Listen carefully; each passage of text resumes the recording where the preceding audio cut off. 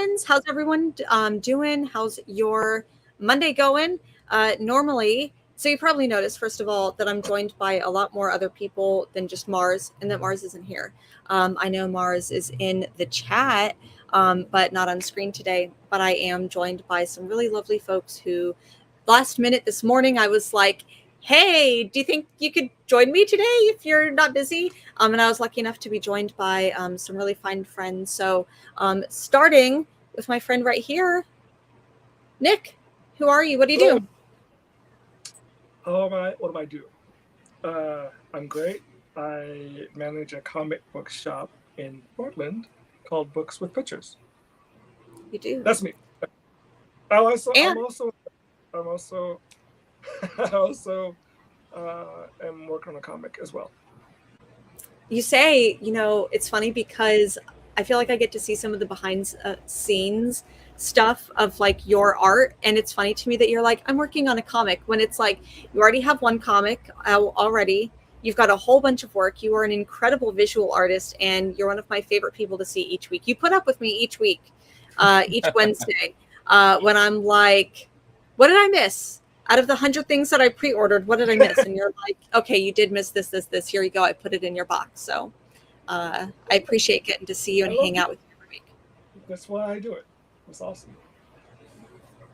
And then below Nick, Melcher, you've been on the show before, but for anyone who doesn't know you, who are you? What do you do? How you doing? I'm just some dude. Nice. Now, I am a dude from Stockton, California, and I really like comic books. I also do a bunch of other random stuff too. What are some of the random things that you do? I write poetry and music, and I perform said poetry and music, and host events and mentor teenagers in the performing arts. That's a lot of other fun stuff. That's so cool. I love that. And then Josue, Yes. how are you doing? Hi. What do you do? I'm doing great. I'm trying to keep busy. I podcast as well. I got 2 shows. I host one, co-host another. I stream when I can. And then on my side time, I also enjoy comics. I promise I enjoy comics. Everything behind me are my TBRs, but I promise I've read so much more than the stuff I haven't. I will get to this eventually. And you also work at Books with Pictures with Nick. Yep, right over with my buddy Nick. I love it. Yeah. And for those of you who don't know, so Books with Pictures is my LCS, one of the 20 shops here in Portland.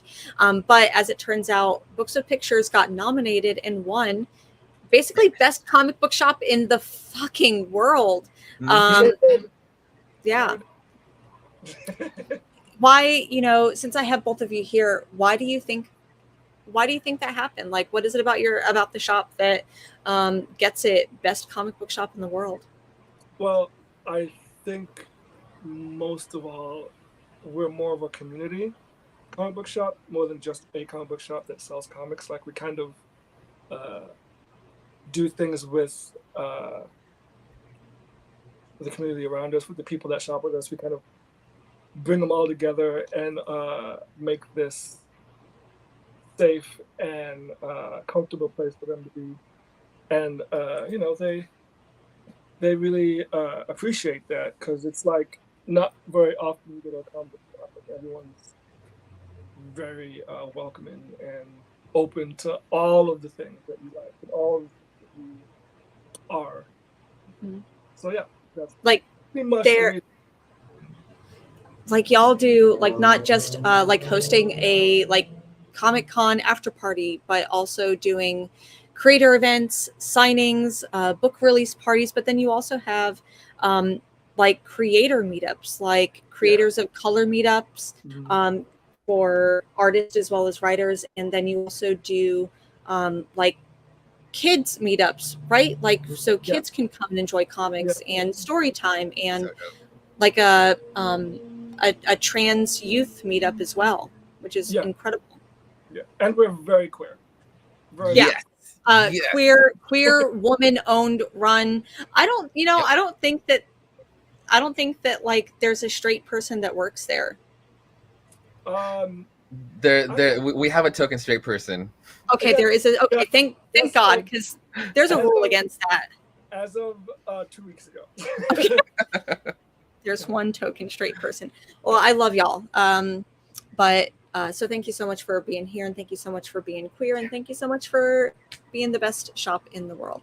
Yeah, no, and it's so true what Nick says, that it feels it is a community. I had already signed my blood pact with the comic subscription at another comic book store that tends to have shipping issues. And then I just got word, it's like, hey, go check out this one shop, and it just started becoming my shop, where it's like, oh, I'll just get the stuff that I'm curious on, but I don't want to pull in my box just yet. And every single week, every single time I kept going, it just felt more homey, more home-like, and more like a community. And I slowly just saw like the bigger picture from this little store that just offers so much. And the fact that it's just super inclusive, that's what helped it out, and it just made me just want to stay in at Books with Pictures. I love that store so much. So I thank you so much for the opportunity of being a part of that family. Oh, that's nice. Yeah. I love that. Well, I'm going to go ahead and there's a couple of people in the chat that I'm going to say hello and say howdy to. So if you're in the chat, please say hello, and maybe since everyone else introduce themselves, if you're in the chat, if you want to say hi and introduce yourself, that would be very cool. But Josue, even though you weren't here, you're like, I'm on my way home. That was great. You're here. Oh, really quick. While I have my little like soapbox to stand on, I guess if this shows anything for me, it can be a soapbox. But there was a little hurricane that hit Florida a couple weeks ago. And as it turns out, as much as I'm like, I moved away from Florida for a reason and I love it out here, my home kind of got destroyed. So where I used to live got hit, severely impacted by a really big hurricane that hit. One of the people who got hit was my tattoo artist, and I love her so much. She's absolutely incredible. Her shop is gone. I met her in, I think, 2016 when I got my first tattoo from her, and I went into the shop. She had a picture of Ronnie James Dio that she had painted for like a cancer benefit. And I'm like, you and I are going to be friends. So I've gotten so much work done from her, spent a lot of time in her shop, and it's destroyed. So anyways, she's doing a GoFundMe. She's really close to her $10,000 goal to rebuild her shop. So if anyone feels obliged or feels, like you want to, if you want to support her shop, support one of like the best people in the industry down there, Dawn. Anyways, that link is pinned to her GoFundMe if you want to check that out. Hello to our friend Carrie with officially Hi, unofficial geek, and then our friend Sheena says howdy. Hi, howdy, howdy. Bizarre Fett, howdy folks, and our friend Scott. Yes. Who's also a Portlander here in the chat. They just released a video where they did a haul from Rose City Comic Con. I watched that last night. It was pretty cool. Nice. Let's see. Scott says that they're a couple weeks behind on their books, but I don't give a fuck about spoilers. But as it turns out, some of us are also a couple weeks behind on our books too. So sorry about that. Sorry. Me. And my friend Nicholas Doomfruit. Hello, are we here early? You were early. We were a little bit late, but that's okay. We're all here now. And Scott says, yay, two of the best ladies I know. Well, sorry, Mars isn't here, but we've got some really good friends, which is fun. Let's see here. Who else do I got? Everyone's saying hello. And then Mars is in the chat, even though she couldn't make it. What's up, Mars? Yeah. Hello to Keith. Hey. That's my co-host. Of the Jukebox Vertigo. Well, right now we're promoting the comic book one. Okay. We have issues. We have issues. Okay, excellent. Alrighty, and then consensual sense slots. I need some new ink and a new tattoo. That is, well, if you are in Florida and you are down by Fort Myers Beach, maybe when Dawn's shop gets rebuilt. Let's see here. Our friend Damien, Sleepy Reader. Hello. Let's see. Everyone's saying hi with people. And then also Damien, I know, pops into Books with Pictures every now and then. Every now and then we run into each other. And hello to Miss So. I haven't seen you in a minute. Glad that you're here. Hello to Black Swamp Comics. Hello. Hey. Punk's fuck. Reefer Man Reviews. Hello. Yeah, Scott, Like a Rainbow in the Dark. Exactly. That was Dawn for me. And I saw that like Dio painting. Oh my God. And I'm like, we're going to be best friends. Let's see. The Bronze Page. Hello. Hey, chat. I see Sleepy and Black Swamp that I know from the chats. Mars again. And our friend TM Nerdy Nice. Travis. They are like comic book community hype person. Really appreciate them. All right. So Mars and I, we normally start off with a little bit of news. Have any of y'all been able to see news from New York City Comic Con? Have you seen any of the new fun stuff coming out? Comic book wise, no. There was one thing. I don't know if it was a Comic Con thing, but the Bishop comic Ooh. that's coming out Yeah. soon. Everything else blacked away, and then I just focused on the Bishop having his war school. What's it called? Bishop's War School or something? Yeah, his War Boy School. But I'm actually very stoked for that book as well. Ever since the Krakoan Age, I haven't outright admitted to it, so Keith will actually be very happy. I've been turned around by Bishop. I've been turned around from his baby obsessed killing phase that was the 2000s. You didn't like Bishop? Or because of he was like so out. So well, I got flipped on Bishop when he was like so set against killing Hope, and I was like, oof, not a good look for this character. But ever since the Krakoan Age, I've been flipped around on him. I just haven't said it outright. But with this book, I'm actually very stoked because as him being the mentor, we get Armor and Surge, who have been like my two kind of go-tos for the X-Men polls for like every Hellfire Gala, and they get snubbed. They're actually gonna get some love in a book, and that's what I've been waiting for, especially for Surge. Yeah, totally. I remember talking about that with you. You were like, "Why is Surge not on the team? She should be at least in a team." This is her year. Yeah. Maybe it'll be this next upcoming Hellfire Gala. One of the books that I saw is it Rogue and Gambit are getting a book. It looks like, which I actually don't like Rogue and Gambit. That's not really a secret. However, they do have Mama Destiny behind them. At least the cover like shows Destiny, and I'm like, God damn it! Marvel is making me get a fucking Rogue and Gambit book for the drama, not even for like cool sequences or for the powers. It's strictly for the drama. It is so proper. I really want it to be Destiny, just like casting shade on both of them. I'm not gonna lie. That's what it was gonna be. I think she's gonna try and get them to get divorced. I think that's okay. Then that's how you sell a book to me. I also saw that I'm really excited that Laura Kinney is getting a book again, but they're calling it X-23. Like they're not calling it Wolverine anymore. They're giving her back the X-23 mantle. That's some shit. I was saying, Josue, it sounds like you have a. Yeah, no, I mean the only way I can see this play out is if it's like a book in the past, like the current Gambit book. Wolverine has like the patch book out, current out right now. So unless it's something that we're telling from like the past, that's the only way I'm gonna buy this. I'll be on board with this book because no, there's a whole run explaining why that name isn't right anymore. So it's just I think someone on Twitter said it best. Like X-23, Deadly Regression should be the title. Yeah, that doesn't make any sense for them to change the name of it. But whatever. At least I'll be happy with the X-23 book. Yeah, it's called Bishop War College, by the way. That's Bishop right. War College. Okay. Very academic. Yeah. So be like Strange Academy, but like graduating, maybe. I don't know. Maybe they could like. It's an alternative. You got a strange. rivalry. Yeah, you got a Strange Academy or War College. It's like a trade school. It's like a trade school. It's like a trade school. Exactly. Mars also says something about Marvel creating a DoorDash comic because what the fuck? Like, Yeah, what is that? I don't know anything about that. Mars, I need receipts. I need an article or something. Yeah, I need something about this. So I don't know. I feel like I don't know.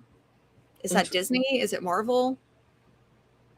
I'm sure it's Disney. Disney's trying to take over the world every which way they can. So that's pretty much like the news that at least has been on my mind. Any other news that anyone else is aware of that's just not on my radar? I mean, a lot came out. I'm trying to think of what else we just talked about just last night, but it was a long one. I mean, there's a lot of stuff that came out from New York Comic Con. There's a lot, but the only thing that I saw a lot of was like movies and TV shows and stuff. I did see one thing. I saw there was some drama with Peach Momoko, where apparently there were a whole bunch of people going up to her booth for signings, and it sounds like maybe it ruffled some feathers. Maybe she acted negatively. At least she posted some type of like, hey, I'm sorry about the way that I acted. And it sounds like there were just a whole bunch of people getting aggressive at her table where maybe she started signing for autographs because it's like people are just coming up to her table asking for autographs just so they could like resell or flip her book. It sounded like it was one of those like a mass of fans just being like, "You owe me, sign this," and it's like it just got overwhelming for her. But honestly, to her post, like she says, like she's not like that. She's still gonna keep going to cons. It's not. It didn't really hinder her like experience on like wanting to meet fans. She still wants to be there for them. So that's like it's kind of a positive. But like, chill the fuck out, people. I just have to say that thing that went up there about the ice cream man. Yeah, I agree. Yeah, Ice Cream Man. Yeah, Damn. Ice Cream Man continues to just be one of the most consistent horror anthologies that is that I regret missing out on. Yes. But here's the thing: when you say that you're missing out on it, you could literally jump in at any time. Okay. Jump in at any issue. They're all so good. Do you have a favorite? My favorite issue? There was an issue. Let me think. I've been eyeing the hardcover. Like I am probably am gonna get the hardcover. The one that I loved the most, and I don't know why. I don't know what number it was. Was the one with the airplane? Where the airplane yes. Yep. The way that they did that one and the way that they told that story was so cool. I really liked it. I think the reason why I think that one is one of the more recent ones that I really love, and I think what the reason why is because it's basically someone's on a plane and the plane is going down and they're one of the only people that see it's going down, and everyone else is just kind of like living their life or not. The pilots get involved too, though. The pilots are like having like a romance of some kind. Yeah, it definitely felt like an allegory for like climate change or like things like that, where like one person is kind of like sounding the alarm or saying, hey, this is going on, and then everyone else is kind of like oblivious and in their own thing. The true horror of Ice Cream Man is that it is so relatable. I don't know. Like I said, my one book I regret not getting. Just jump in at any time. It's so good. I got it because Jen talked so much about it. Nice. So I ended up checking out the first two trades, and I was like, "This is sweet." I love that. Do you have a favorite like issue or favorite one from the first two? The first, I mean, I really liked the first trade. I thought the first trade was like such a strong start to with a cool like the anthology-ness of it. Anthologies can be so hit or miss. Like when people try to do anthologies, and I just thought like you said, it's the best one around. I mean, what is it? Silver Coin isn't bad either, though. That is also very, very cool one. Yeah, I hella like Silver Coin. The recent baby one. Oh, the Threshold one. Oh, so fucking good. I haven't read that one. That's where I'm like, don't tell me any spoilers. Okay, no, I will. But it was such a good one. It's gnarly. Yeah, that book has been really good. Yeah. All right. So, yeah, Ice Cream Man does need a show. Speaking of shows, has anyone been watching a little series called She-Hulk? Yes. Yes. Yeah. Is everyone caught up? Yes. I haven't, but okay, but here's the thing. But You know what? I'll use it, Mars. Hashtag hear me out. Boom, we did it. Okay. We fucking Okay. did it. Did it. It's not. I'm not against the show. I'm not against anything. I just literally haven't had the time. I will binge watch it, but I don't care for You the haven't watched it? spoilers.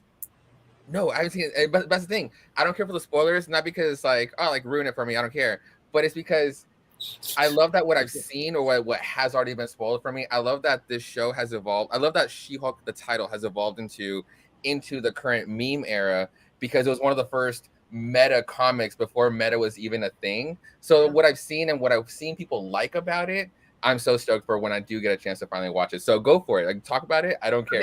That's what I like about There's it. no spoilers to be had, to be honest. It's just for me, it's just a show. Mhm. Things are happening, and it's not something that's mind blowing or simple. It's just in the middle for me. Yeah.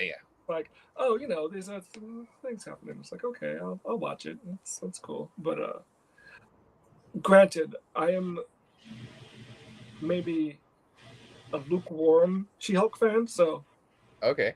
Like as far as the comics? yeah. Okay. Yeah. Okay. So it's not like I'm like, oh, She-Hulk.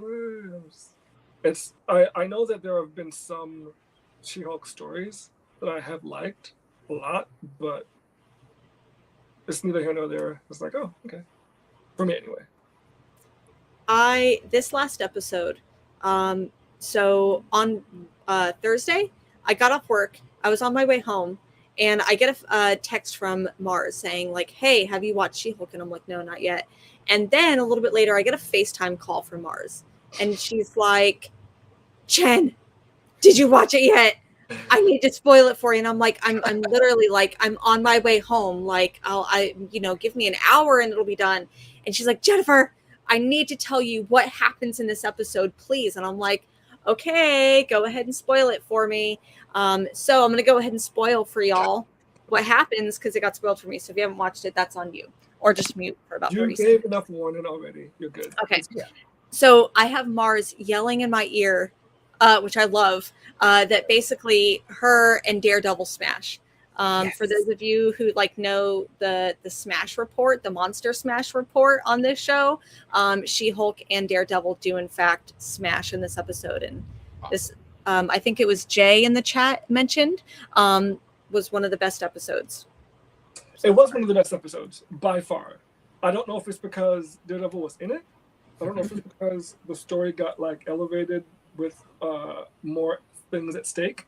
But yeah, There was definitely some stuff at stake. Yeah. My favorite part was that she destroyed a parking garage without even tripping. Yeah.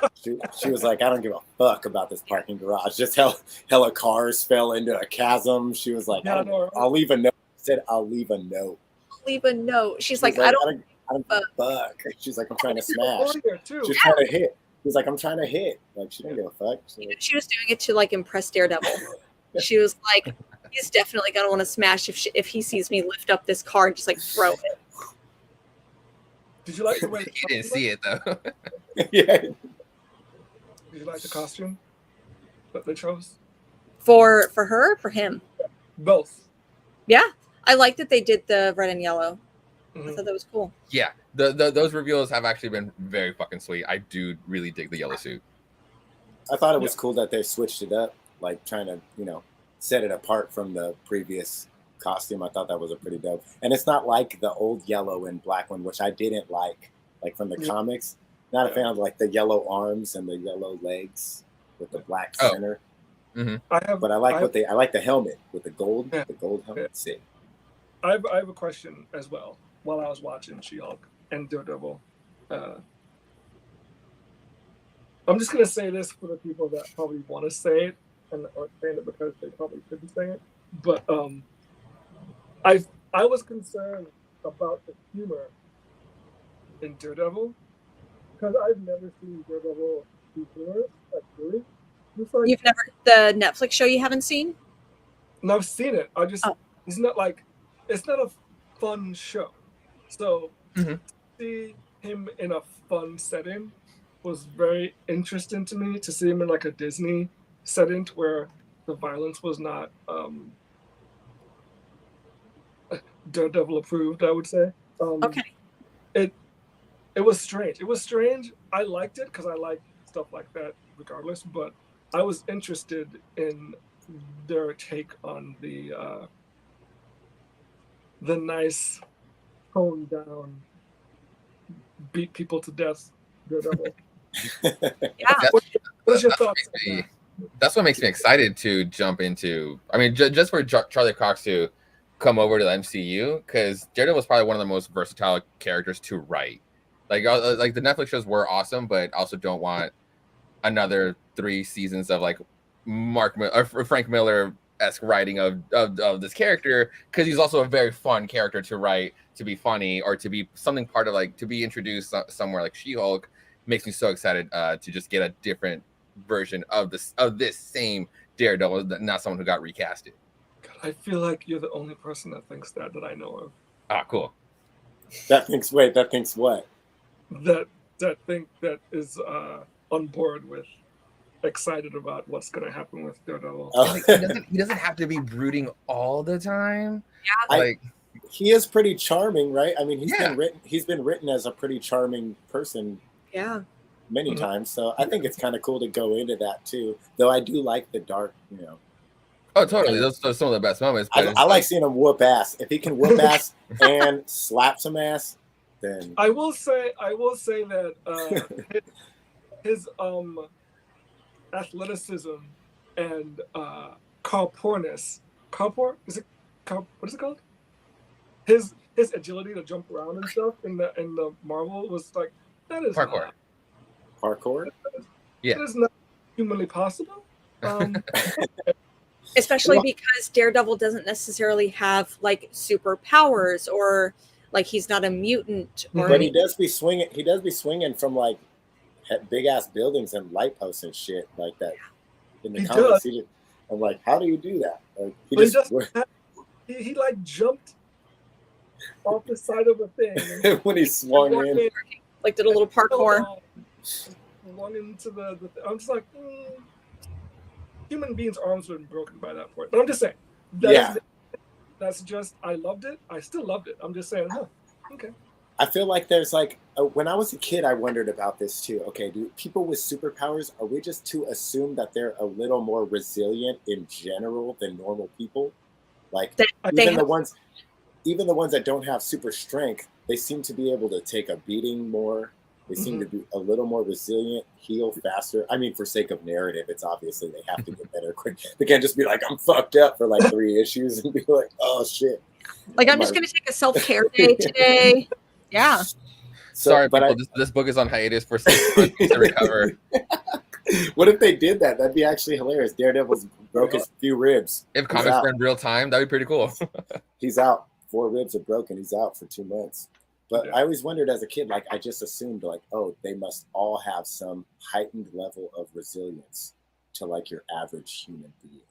Well, that was the whole point on the whole Doc Ock wanting to take over Peter Parker's body, because he was not super. He just had 4 mechanical arms. Every time he got punched by a guy with the proportionate strength of a spider in the face, it did serious damage to his cranium, and that's why he got in that cocoon. That's why he had to like dip out of that body. So it's like, some people aren't super, but they put themselves out there. Yeah, that's true. That's true. And but they also, he did that for decades though. Yeah. So like that's a little more super than my ass would have been. I'd have been like, I'm out. Like after the first time, I'd been like, ow. I'd been like, fuck this shit. Like I'm just a robot arms, dude. Like, I'm still a human underneath here.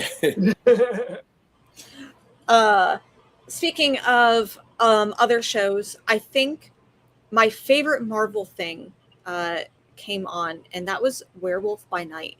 I don't know if any of you got a chance to watch Werewolf by Night, but I watched this, and like literally the first 5 minutes, I'm like, how is this my favorite thing? And I thought that it was going to be a whole ass show. I thought we were going to get a whole season of this. Me and too. It's like a one shot. Me too. I was like, someone told me it was just a one one episode, one like a TV Why, movie. why would they do that to me? I want. Well, I Wow. mean, at the very least, if it is just a one-off, it is the ultimate tease of everyone has to come back at some point. It's not just going to be a one-off. Oh yeah, totally. But still, I wanted more. Oh yeah. When it started, I was like, hold on. And the part where he started to like change into the werewolf, like the way the shadow was like moving, I was like, this is my favorite. Okay, cool. It was such a like throwback to obviously like the Universal monsters, but then those like German expressionist films like Cabinet of Dr. Caligari and like Nosferatu, like those. They did that whole sequence with no effects either. That was all like the actual strobe lighting and the strobe lights. different actors switching in like in different costume, like awesome. Everything about it, like the production around it, to where like it seems like the only thing like, or besides like the little fluorescent lights, so it seemed like the CGI they saved the most for was our big creature. I'm not sure how spoilers we're getting into this, but yes, this boy right here. He was awesome. He was so good, and I love that this character is being introduced to the MCU. It just opens up so many fucking doors for the MCU now. It does. But yeah, no, talking about the beginning alone, here just being like the Mexican on stream right now, awaiting someone like Gael Garcia Bernal to be a main character in the MCU, I would have been just counting the seconds for this to happen. And then it starts, and it's like you see all the characters, and it's like you see like everybody has like a presence. I was talking with Nick about this at the shop. Everybody has like a presence. You can feel the roles of everybody that they're really trying to fucking sell this, and they are. It's great. And then you have Gael just like standing there doing little to nothing, but just proving to be one of the best actors of the 21st century. I just loved him so goddamn much, and I've loved him like I can't even remember. Motorcycle Diaries, right? I mean, yes. If anybody needs another foreign film, Y Tu Mamá También is one of the best. Y Tu Mamá También is really good. Amazing. Yeah, he's really good. I watch it every once in a while. I think that was the first time I ever saw him in a movie. And after that, I've watched every single movie. And he's and he's just so handsome with his fucking salt and pepper hair. I was like, this guy. His little crooked tooth. I was like, his crooked smile at the end when he's just chilling with Man Thing, and he has like that smile. So like, that's a Mexican smile right there. That's my homeboy right there. Yep. That's like there's just so much about it that I just like off the bat just like love just by biases alone. But I love that everybody has just been. Is he actually? Is he Mexican? Yes. Is he Mexican? I didn't know that. I'm Mexican and I didn't know that. He's from Guadalajara, Jalisco. Oh, so yeah, shit. hella fucking Mexican. I was also I was also confused a little bit. I don't know that werewolf character made up for the show, or does he exist? I think it's still Jack. Comics. Yeah, Werewolf Jack. Because Werewolf Jack. Well, it's like a play on Werewolf. The receipts. I got the play on Werewolf. The character is Jack, but he's just played just more pretty for the MCU. Yeah. He's like a blonde dude in the comics. He's like okay, so he's not Mexican in the comics. No. Okay, because I was like, I like that he's Mexican, but I said, I don't remember him being Mexican. I do too. And he had the face paint on, which is really dope. The face paint, those little touches were everything. They didn't go overboard, but it was just so sweet, so subtle. It reminded me of like Dia de los Muertos stuff. Yeah, he's great. Yeah, he's great. Well, to be fair, he's the reason why I watched it. They got it now. I loved it after that. I would have watched it anyway, but he was like, what? Yeah, when I saw he was in it, I was like, oh fuck. I love how long they held out announcing who was gonna be who, and when they announced him, I was fucking screaming. I was a fucking madman because I would have never guessed that ever in my life. So it's just great representation. I mean, it makes sense that he would do that out of all the stuff that's the one that he would do, but it doesn't seem like he would do a Marvel thing. Right. Yeah, I wouldn't have guessed it. But I think it was because the director probably. Probably. Yeah. Okay, what was I'm not too familiar with this actor whatsoever, but what was the movie that you said that he was in? Y tú me también. Y tu mamá Okay, también. I apologize. And it Tu mama también. It so- translates and to you, and your mom too. and your mom and too. your mother, Okay. and your mother too. Yeah, And your mother too. Okay, I'll remember that. That is it's really excellent. good. And My he also plays Che Guevara in in the Motorcycle Motorcycle Diaries. Diaries. Okay. Yeah. Yeah. Then I'm familiar with him from there. Okay. I Yep. was looking for the DVD because I have it back there, but I can't. My favorite part of that was obviously Man Thing. And my partner So saw tight. Man Thing we were watching it together, and they saw Man Thing on the screen, and they're like, you see Man Thing? And I'm like, shut up. I can only have one big green boy, and that's Swamp Thing. So anyways, that was obviously my favorite part, but Sorry. okay. Oh, thank you, Nick. Yes. That Okay. movie. Watch that movie. Okay. Very, very good movie. Sorry, before we move on. Elsa Bloodstone. Elsa motherfucking Bloodstone is finally Yeah. MCU. Yeah. And that was the other thing I wanted to talk about this episode or movie show that again talked about with Nick is that I love how this was made. I love how she was definitely the focal point of this movie show. Like in a similar way where it's like Fury Road. Like we see the lens through Max, but the main character is obviously Furiosa. Yeah. And that's kind of what I got from this, and that for propping up Elsa Bloodstone, someone like Elsa Bloodstone, and again, like all of these three prominent characters have to fucking come back, and at the very least, Elsa just has to pop her mouth off like everywhere else. Yeah. She's gonna show up in Blade. I Yes. feel my bones. I was thinking the same thing.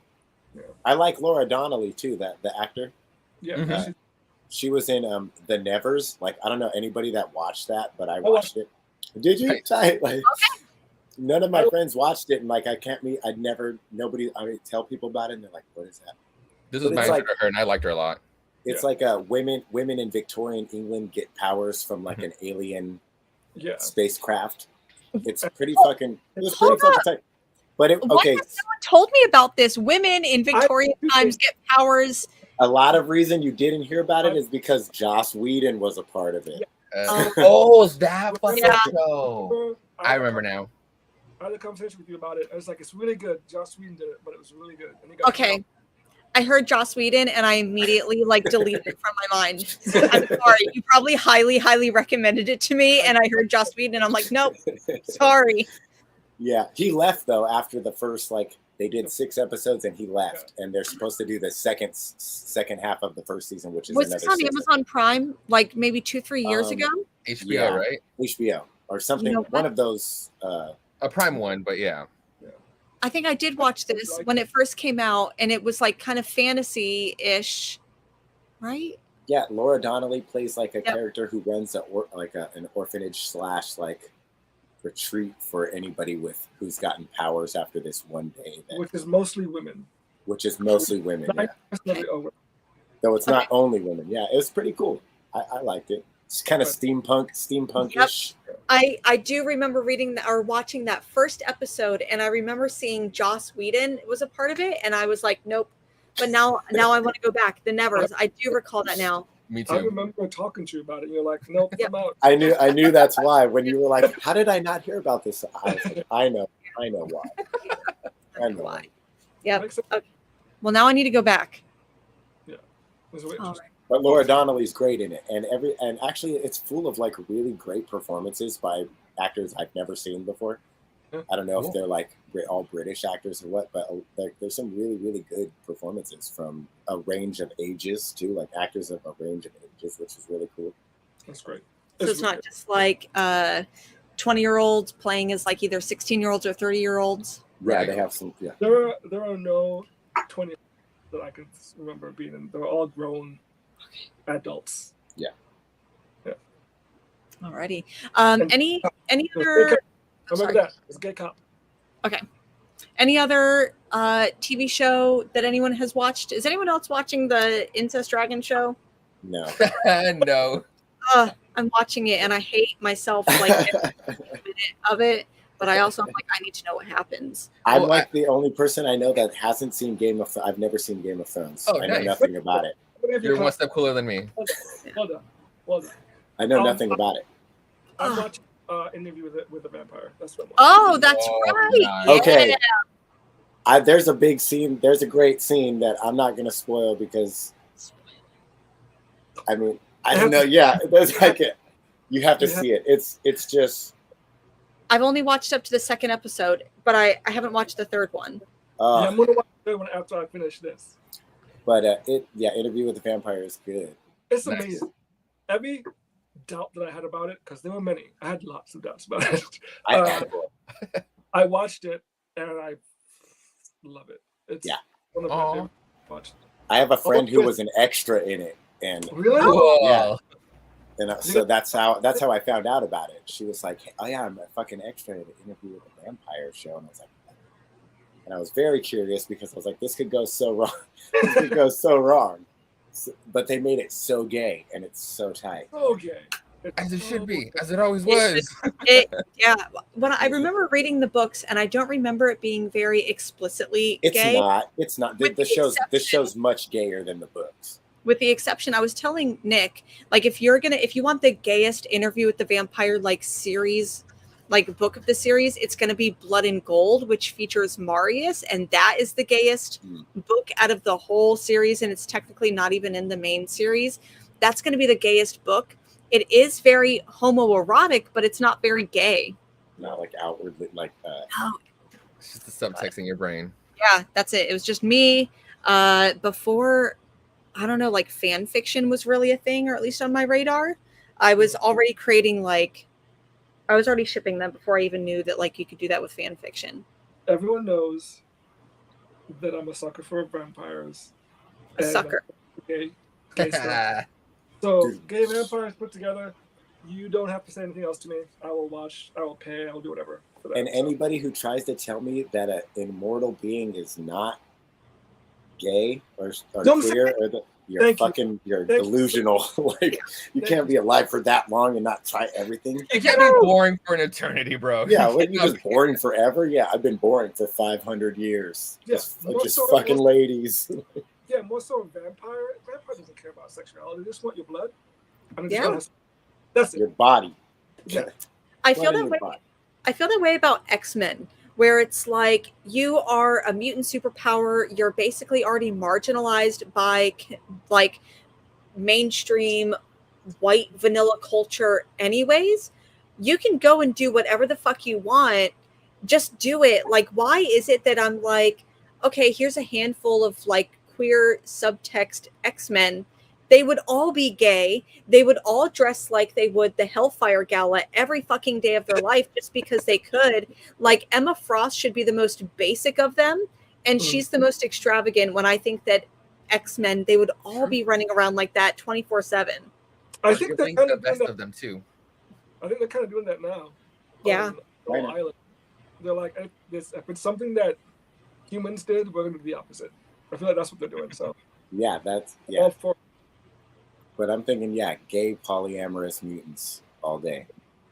Like it wouldn't just be this weird subtext between like Jean, Wolverine, and Cyclops being like, oh, like there's an attached room. Maybe they're polyamorous. Like, no, it would be like fuckfest orgy on Krakoa 24/7. There's got to be that happening. I think that's what happened because in what is it? I think that was the first 9 months of Krakoa in 2018. Yeah, the Nightcrawler one. Way of X? Oh, Legion. Book of X. They just literally say we need to have sex. Everyone just needs to have sex, and then some babies will happen, and just have sex, whatever you want. Oh, because it was like make more mutants. Yeah, that was one of his commandments. Yeah. So I'm just like, and you talked about then they met that like sex mutant or whatever, the mutant that like looks like a snake. Oh, that's right. Yeah, that was a short arc. Yeah. And she's watching over the babies. That's right. Yeah. I'm just like, all right, they banging. They all just bang.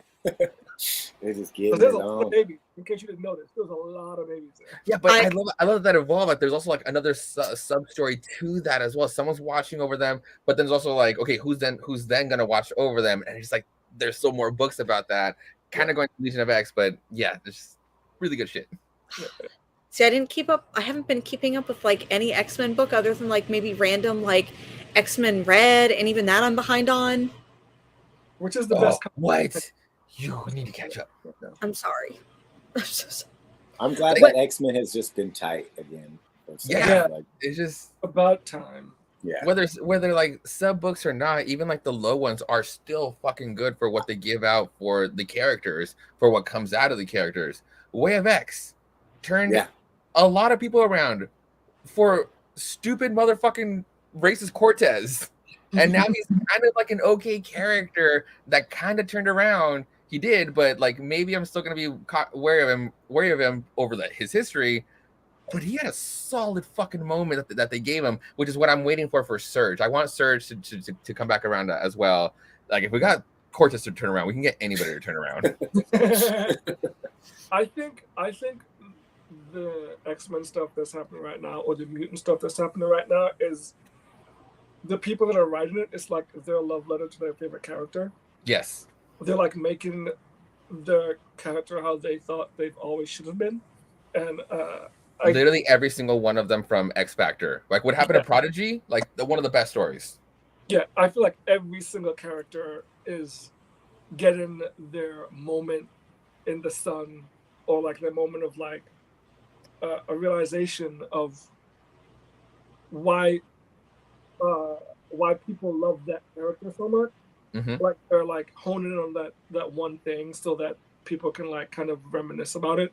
It's interesting. I love how they're doing that with every single character. It's really cool. Like even someone who's like kind of like C-list, maybe C-list, but like someone like Callisto who came back for like that short bit around, like with again with Storm, but she felt very important for a while. Like she had her moment. Like so many characters, obscure characters, have gotten their moments. Yeah, they're doing really well with those. Like what's their the long person that makes everyone vomit. Yeah, that's part of Legion and Way of X, right? Trying that character, I love that character. I don't know who the hell they are, but I love them. Did Simon Spurrier? I know that they did Way of X, but did they do Legion as well? I think they're still on board, yeah, because it's like the sequel to it. Okay. Yeah, that's the only reason I actually followed Way of X. I'm a pretty big fan of Cy Spurrier. Same. Like their indie shit, like solid. Alienated, bro, one of the best books. Coda was really good. Like I really liked the Spire as well. I feel like that was like great. Offbeat and weird. Like did they do? I'm looking at it right now. Step by Bloody Step. Yeah. Oh, that one was cool as fuck. I like that. Am I wrong? They're very wordy. They like to write words a lot. Well, yes, but Step by Bloody Step was the opposite. Yeah. So that was cool. That was because they are pretty. Because Cy Spurrier is pretty wordy. Yeah. The Rush from Vault, great fucking book that he put out. That I slept on that, and then I heard really good things about it. Dude, the ending was great. It was a really good book. I wanted to read it. I wanted to like it so much. Yeah. I've tried to read that 3 times. I've picked it up and put it down. I read the first issue, didn't like it, bought the trade, and have picked up the trade 3 times and haven't been able to read it. Yeah, same. Are you a have to finish something if you start it? Are y'all that type, or do you just abandon? Okay, because it really comes to a great close at the end. I abandoned. Okay, but honestly, there's been so many comics coming out in the past couple of years that it's really hard to like, if you're not like in a story, to finish it, because there's like 5 other new stories coming out the next week. Well, it's like, all right, and for me, I work in comic shop, so I kind of have to like read so many of them. So if it doesn't grab me like right away, it's lost. It doesn't say it was bad. I don't say it's bad. It's just if it doesn't like grab a hold of me like early on, then it's not gonna fucking last. Yeah. Those who watch this show know that I'm not necessarily someone that has to finish something if I don't like it or if I become disinterested, because I read a lot of stuff. So like there are some things where I'm like, I didn't pick up issue 3, I'll pick up the trade and then like maybe I'll read the trade or not. But so I'm not necessarily like I have to finish something type of person, but I am not afraid to admit I will hate read something. Like I hate read Mercy by what's her name, Merca But Andolfo. yeah, I fucking hated that book, and I finished it. So like I'll finish something that I hate um, against my better judgment. I don't so do that. so Mercy also, like I'm seeing some like similarities with like the period piece of Mercy and the Rush. Yeah, fuck it, hate read through the Rush so you can get to like the climactic ending because it is very sweet. And if you like Psy, you'll appreciate because it is very dense. I get that. But Vault likes to put out dense books anyway, so it's kind of like you kind of knowing what you're getting yourself into. I kind of felt that way with Black Stars Above, Oh where god, that book was so fucking dense. that book was really dense, and How I was it? once again I finished it like halfway, and then I'm like, I need to put this down. I need to pick it up again when maybe I'm in a That different one has mental like state. passages that aren't even like X-Men like info pages. It's just like pages of like word text. Hmm. I Yeah, was because I was like, I know that was a hard one for you guys to get through. it sure was. So to me, like The Rush and Black Stars Above, even though like they're related, they feel related, but they're not. I don't know. I always think of the two in the same way. I can see that. Um, yeah. Okay, so what I want to the chat to do is, so normally on the show, what Mars and I will do is that we will kind of go like section by section. We'll do like Marvel or DC and indie books. So I want the chat to tell us if y'all are ready, unless there's any other like maybe we can like discuss something while the chat tells us. But like, what do y'all want us to talk about first? Do you want us to talk about Marvel since we're kind of like talking about Marvel? Do you want us to talk about indies? Do you want us to talk about DC? And I won't necessarily go over like all the books that were read because like I've got a pretty good stack here. But maybe we can just talk about our favorites over the last 2 weeks or maybe even the last month. Ooh, But Marvel, DC, or indie, chat, please type in the comment. Tell us what you want us to stack go for the over. week. Ooh, that was your stack last week. It is of this week, and it's Nice. nice. Woo! And Let it's me like let me. of all weeks that you messaged me to get on the show, it's like the lightest week I purchased because like my cousin was in town. I had to make some cuts, and I'm like, oh, it's gonna be an embarrassing week for me. Let me ask you this. Since you started working at Books with Pictures, what, about 2 months ago? Yeah. What has your like reading stack looked like? What does your pull list look like? And I'm going to go ahead. This is my last 2 weeks of books. Some of these are obviously variant covers, and some of them like I've got a Tomb of Dracula reprint. But these are my last 2 weeks of books. My pull list has felt manageable because like we get the employee discount. So it's like, oh, it's actually good to buy comics and not a detriment to myself. Mine is something like I always have like made sure to have money set aside for my comics like every week. But definitely as I get older, I've definitely like the stack gets smaller every year. Not terribly small, but you know, I can see I start dismissing stuff. Well, also just like crossovers and shit start to lose me. So when that shit starts to happen, I tend to like dip out of Marvel and DC for a couple years here and there. When they start doing too much shit like that, I'm like, yeah, I'll come back in a couple years. Yeah. Did we get a consensus of what they want us to talk about yet? Not really. Someone asked about something that I'm wearing, and I'm not going to answer that question. But you know what? I will talk about this shirt that I'm wearing really quick because it's a Marvel by the Month show or Marvel by the Month shirt. Hell yeah. And I was on their show a month ago when at Books with Pictures when we did a. So thank you for asking about what I was wearing because that's really important. So I'm wearing a Marvel by the Month t-shirt, and I did a recording with them about a month ago at the Rose City Comic Con after party, and it will be live. So we should maybe I'll see if I can find a link to the Marvel by the Month crew because they're really awesome and they had me on their show. And this is my last week's stack. Ooh. So Did you bag and board? Did you bag and board your books? Yeah, but I didn't actually see Jen, it. So. Jen, I see Jen just holding a stack, and I'd be like, "This is fucking chaos," and I love it. I love it though because like it's so not what I would do that I'm just like, I'm enthralled by it. Like you could just do that in front of me, and I would just be like, it's like I don't hate on it. I'm just like I'm amazed by that you can just like. I wish I had that capability, but I'm like I gotta put it in a sleeve. Okay, so I gotta put this in a sleeve. That's like, man, I gotta tape it. I just did this. I was a naughty boy and had like That 2-3 weeks of not bagging and boarding.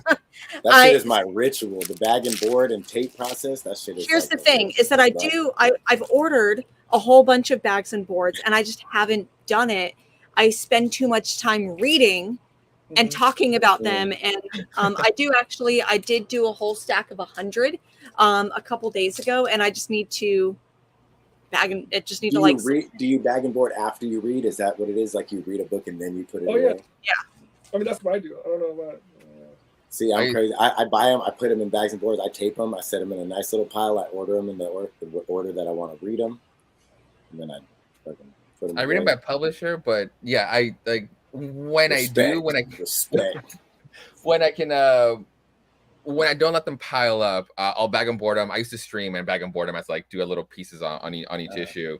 But the fucking bags I've been buying have been pissing me off because they're not sealed right at one point. And when I put the bag in, it gets stuck. Like a corner gets stuck on one of the sides because like the way it bends in, the way it got melted in, and it just you got a lemon. Yeah, you got a lemon. They're also getting very expensive. Yes. Like in the last 2 years, they have gone up like twofold. Yeah, well, they've like doubled the price. For a the back end of information about that, since I work in a comic book shop, they weren't available.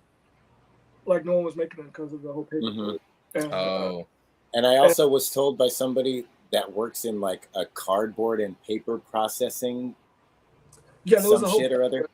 There was a whole bunch of shit. And so now everything's more expensive for a little while because paper is different. And because they said paper in general, paper products went up. Yeah. Well, what's making me mad about mine is that I'm paying the extra money for like the already sealable kind, and I'm already having to work more because it keeps getting fucking stuck in the corners. Yep. I don't know. I noticed this recently. So I do the same thing. I have the ones that are like the resealable ones, the already, because I don't like the tape ones because I feel like I always end up like snagging my comics when I use the tape. Yeah. But I've noticed on this last batch of books that I did, like I'll put a comic in or I'll put a board into the bag and it'll like slip through and rip the bag. I've noticed that on a lot of them. Yeah. If I'm not careful, that's what happens to me too. But I'll catch the stucky part and I'll try to like squeeze it by, and it's like I shouldn't be working this hard to slip a board in a fucking bag. Yeah. I don't. After the moment I put my comic in a plastic and board and close it, I will never open it again. So. See, I have like a whole process. Like I tape them immediately, and I use the certain kind of tape. Like you can't use the totally clear tape because it's too strong. You got to use the like translucent one. That's kind of. And then, but I have like a method to take them out with my thumb in front of the tape, so I slide it out so that I slide. And it's like it's a total ritual for me. Like that whole part of it. That shit is fun. Like I was trying to cut off the taping part of the process, and like, I'm working more now.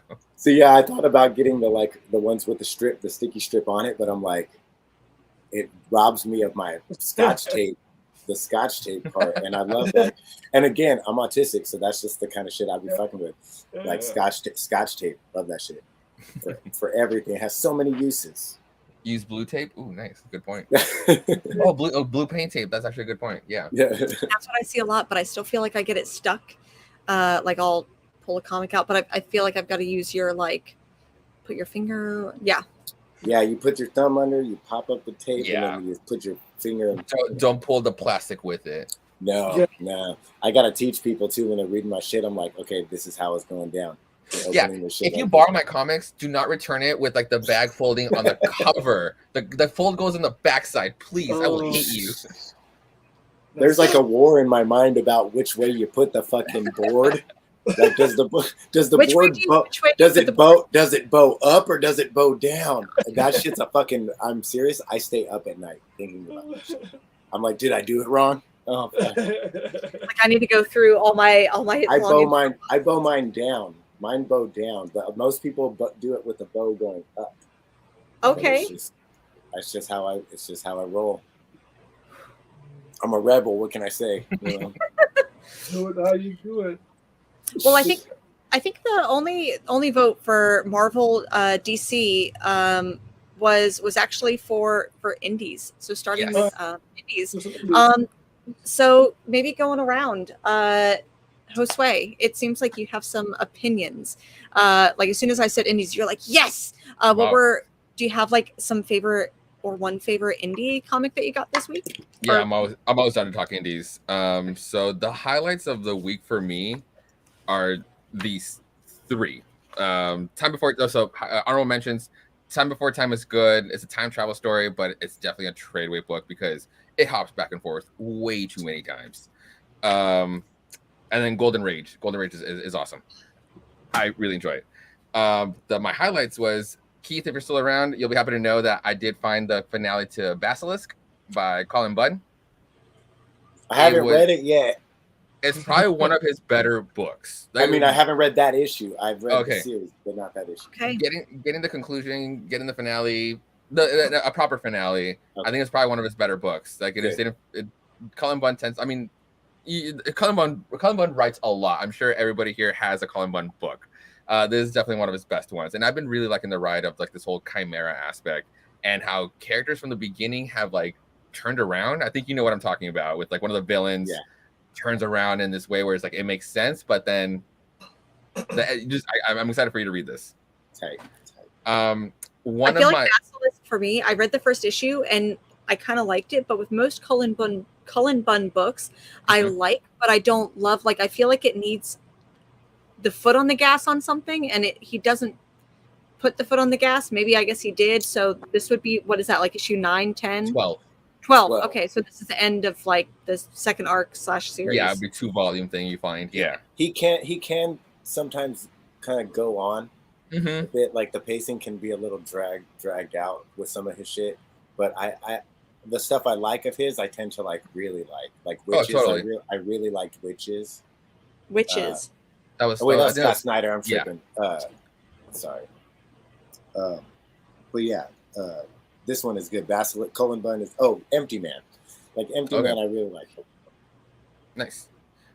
One of the sleeper books that I love defending. I love talking about this book. That Texas Blood has actually held up this whole fucking time. 18 issues later, and I just really like these. 18. Yeah, it's been going on for that long, and the first arc. Honestly, the first arc is the weakest point. The second volume was really good. And this third one has been a literal killer. The serial killer that's been kind of going around the town is a fucking creeper. He's really fucking good at what he does. And I'll show you guys like his sketch, but that's literally his mask. And the way this arc opens on like doing this like homage to Scream and while this character's watching Silence of the Lambs. And after that, it just keeps going, just riding off this like slow burn of a thriller on like the serial killer in this like snowed in town, small town. But yeah, I fucking love that Texas Blood. People don't talk about this book enough. I really tried with that one. I think I read the first 2-3 issues, and I think I had it on my pull list for maybe issue 7 or 8, like Nick knows.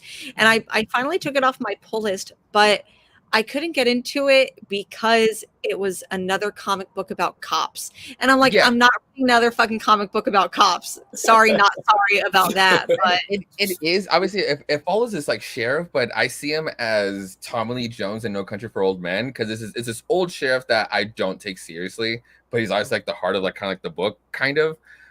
So it's not fully because hashtag fucking ACAB. So it's not pro cops, but it's just like that's the way I just see him. I see him like as like Tommy Lee Jones in that movie. But there's like there's something creepy about the town that just keeps me like gravitated towards to stay around to see if there is something supernatural lurking about, or it's just a bunch of series of bad luck. You give me a book with a white cop in it, I'm out. You're probably gonna avoid it. Someone else was, I think that it was Bearded Comic Bro. Greg was talking about that. And the way that they described it made me get vibes like True Detective. Mm-hmm. And I feel like I want it to be that, but it's not, especially with that like first arc. It didn't feel that way. No, I feel you. I'll give you that. Like that first arc is very weak compared to how it's progressed. Like I can see people falling out after the second, third issue from was waiting from for the beginning. onto a comic no matter what. He's like, all right. I can see something to the end. I'll like Jen. I can kind of hate read something to the end, and then afterwards I'll have an opinion on the creative team. Usually probably not the artist because I'll stick around for like the visuals. But it's something kind of like why I'm still on a Scott Snyder hiatus. I'm still kind of like, I think I'm like two books later that he'll put out. I'll still avoid the next 2 books he'll put out just because like I need like a break from him. But something like this that's been kind of has turned me around. Like I'm excited for kind of like this creative team for something else. Speaking of Scott Snyder, have you read, what is it, Dark Spaces Wildfire? Have you been reading that? No, see, I'm currently avoiding book. I didn't read We Are Demons or like the Demons book and that one. Yeah. And then this one because it's just like I need a break from the guy. Like I'm finishing Noctera if that hasn't ended because I started that one, but that's kind of like the last one I'll do for a while. Yeah, I read volume 1 and it was all right, but it just, to me, like Scott Snyder, not necessarily that they've become like Cullen Bunn to me, where it's like it's good but not great, but I feel like it's I feel like Scott Snyder at this point in my reading journey, I don't want to say this is everyone's reading journey, but they've become overrated for me, where like I don't see the like obsession with him, and I feel the same way. I fucking hate Rick Remender. I hate this fucking writing. You know it because any chance I get to shit on Rick Remender, I'll 100% do it. But I fucking hate their writing. I used to love him. I used to love Rick like so much, like his books. Black Science I loved, and then I went and reread it, and I'm like, what is this shit? And then I reread Low, and I'm like, I hate this even more. Sorry, not sorry. Cool. Melcher, were there any Josue, did you have any more indie books that you wanted to? It's the number 1, but if anybody got Kaya, I'm willing to wait. Yeah, yep. Kaya's definitely because that one was this last week. Yeah, no, so if we want to pass it on, we'll talk about Kaya when someone else talks about it too. Okay. Melcher, you got any books? Well, we talked about what was it? Started with an F. We were just talking about Flawed. So I got that, and I read a few different first issues. I read Briar. Yes. I'm pretty much like always interested in any sort of like reimagining of a fairy tale. That was so good. That one was so good. That's one of my picks, by the way. Yeah. Tight. Oh, really? And I like Cantwell. Like he did what's the fucking one he did with Martin Morazzo? Didn't he do one with Martin Morazzo? Or was it Tyler Jenkins? Maybe he did one with. I don't know. He did Nowhere Man or something like that. Or was that no? Was that Christopher Cantwell? I can't remember if that was him. He also did She Could Fly, which was a really weird one that I liked as well. So weird. Yeah, it was very weird. It was very weird. But I'm always like, I've never been creeped out by a comic before. That one. That's the only comic I've ever read that literally creeped me out to the point where I was like, I don't know if I can read this anymore. Which one? She Could Fly? Fly. Yeah. Yeah. Wow. You were creeped out by that one? I was so creeped out by it. It's unsettling at points. Yeah, it's kind of unsettling at points. Nope, I can't do it. It was really good, but I couldn't do it. And I'm just a sucker for anything like super weird like that. Like I mentioned Peter Milligan earlier. Like I don't even know if I like everything he does, but I will read it all. Like I'm gonna say both. I do like Milligan a lot too. Like I never know. I'm like, do I actually hella like him, or is he just super weird? And I just mean, like after reading his the excellent omnibus, is like I just like this guy. Like he has a good humor. He's fucking weird, dude. He's fucking weird as fuck. Peter Milligan, did they do what's recently that is it Sacrament? Or they're doing Sacrament and Out of Body. Sacrament. He did one called Out of Body recently. Sacrament is awesome. That the religious sci-fi one. Mm-hmm. I love that one. I didn't think that I was gonna. The first issue, I'm like, I don't know if I like this. Weird. Like the same way that it's like I don't like religious, like overly religious stuff, but I feel like this is very much like them having a like I don't know crisis of faith, and I dig that vibe. That's what I'm into. If it's something that's not poking fun, but something that's gonna cast doubt or to just like make something just like be blasphemous. I'm Mhm. all about it. Like that's why I got you to read Daisy, because this is like you gotta get your hands on this shit. Oh, I love Daisy so much. That was a really good book. That's one I slept on too, and I need to read that. It's so good. And then otherwise, yeah, we talked about Hard Eyes, that second issue. It was The so second issue of good. Hard Eyes was pretty cool. Like seriously, the first yeah. issue, I was like, I don't know if I love this first issue, Mhm. and then I'm like, you know what, I'm in it. Let me read the second issue, and I'm so glad I did, because it gives so much more. Where there was zero backstory for the like main girl character, I can't remember her name, but then it gives her Lupe? so Lupe. It gives her so much life in this second Mhm. issue, and I fell in love with her character in this second issue. Yeah, and it's like a like, just like we were talking about Werewolf by Night, like it's like a look at monsters in a different way. Like her perspective on monsters is different than just being like afraid of them. You know, there's something else to her. So I thought that was kind of cool. And then there's hella like indie stuff that I read that I don't know anybody else that reads, like Manifest Destiny. Ooh, Is that okay. still going? It's still going, and I still read it for like hella 10 years now. It's been going. Damn. It's still going. Yeah, issue 47 is like the penultimate issue. So the next issue, Oh, dang. finally finish it, which is Oh, cool. dang. And then I read everything Sandman universe, so Nightmare Country. Oh, Nightmare Country is great. I could not get into that. I really do like Tinian's writing that. I don't know why I could not get into that. Can you like sell Nightmare Country to me, or like explain what's going on? I mean, I just like it because it's Sandman shit. Like, I just will read like I should anything too. Sandman. Like, so You know the best parts of Sandman when it does like the road trip thing, like when it's like on the cross country stuff, like it was like on the car and shit like that, and it's like there's like that story that's just like, oh, it just almost like just keeps going. To me, that's not my favorite part, though. Oh really? Oh man. Okay. There's a lot of just like factors in like, or a lot of just like, yeah, factors or variables like from the Sandman universe that come into play. Like Mr. Agony and Mr. Ecstasy are like, there's so many creep factors that come into play in this book that you kind of like, that you kind of, if you like it from the Sandman universe, like those characters in particular. And then the fact that it doesn't have to deal with Dream, but mostly with the Corinthian. It's mostly a Corinthian story. So if you're just mostly a fan of him, you're gonna be drawn into this one. And then with this new arc, I didn't expect a new arc to start with issue 6, and the whole thing is now drawn by Maria Lovett. Like the whole, not creative team difference, but an artist change, and she's pretty sweet, touching into the Sandman universe. it's definitely got that scratchy vibe to it that I kind of like. The Nightmare, you know, it's definitely like a nightmare looking situation. See, I really loved the Dreaming Waking Hours that came out, and I'm like, that's what I wanted this to be. Yeah.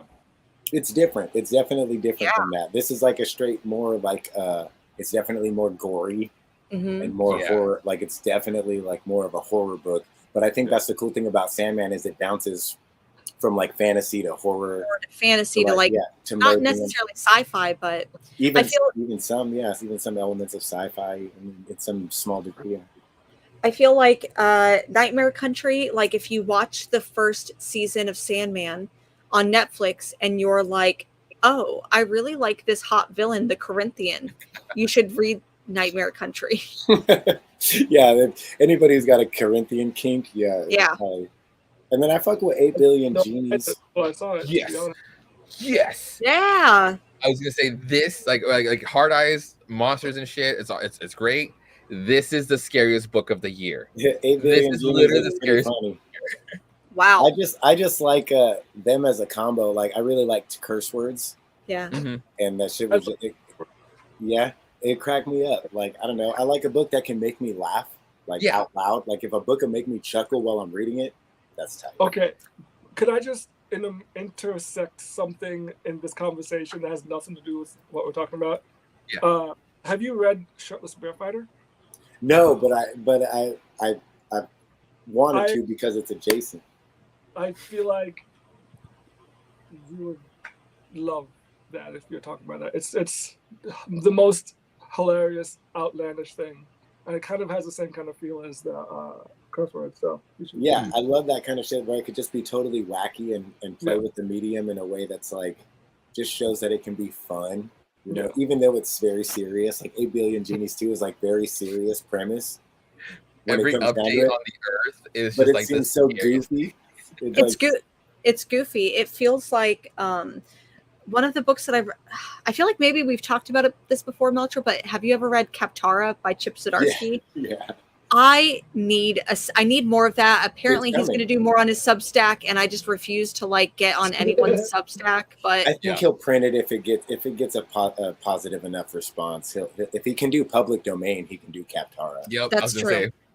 Okay, I feel like if you like 8 Billion Genies, if you like curse words, then you would like Kaptar. If you like that, like Probably it's serious very but not serious, slapstick, almost like slapsticky kind of vibe comedy, like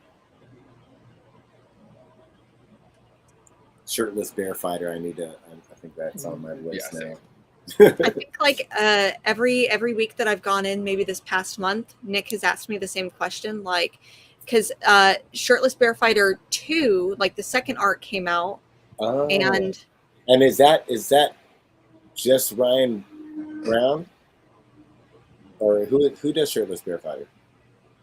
I don't know. I can't remember. Okay. Yeah, you should check it out. I think it's funny. It's crazy. Do you have any other indie books, Melcher? That's probably like the bulk of, the stuff I'm super excited about. Nick, what do you have? Were there any like indie books that you liked, didn't like? Define indie books, because I feel like not Marvel or DC, just like anything that's not Marvel or from DC. Image and smaller press. Yeah. Okay, cool. There's one in particular that do you know when people talk about guilty pleasures, like they watch on TV, their guilty pleasure? I have one of those. And I think Gianni knows which one I'm going to say. But it's Black Flamingo. Yes. Black Flamingo. I really like that one. It's really good. It's fucking great. What is it about it that you like? We argue about this. I'm like, I can't get into it.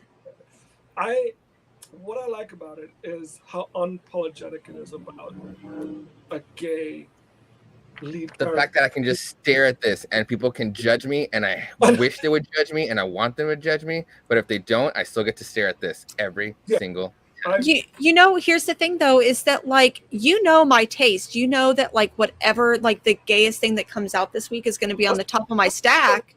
I'm surprised. And like literally like Dick Fight Island, I was like, I need 2 copies of Dick Fight Island, but I cannot get into Rise of the Black Flamingo. I don't get it. And it's fine. It's totally fine. The funny thing is that whenever you speak about why you don't like it, I get everything. I get everything that you're saying about why you don't like it, why you think it's not that great. I see it. I see it all. But for some reason, that just glazes my eyes over, and it's like, I still love it.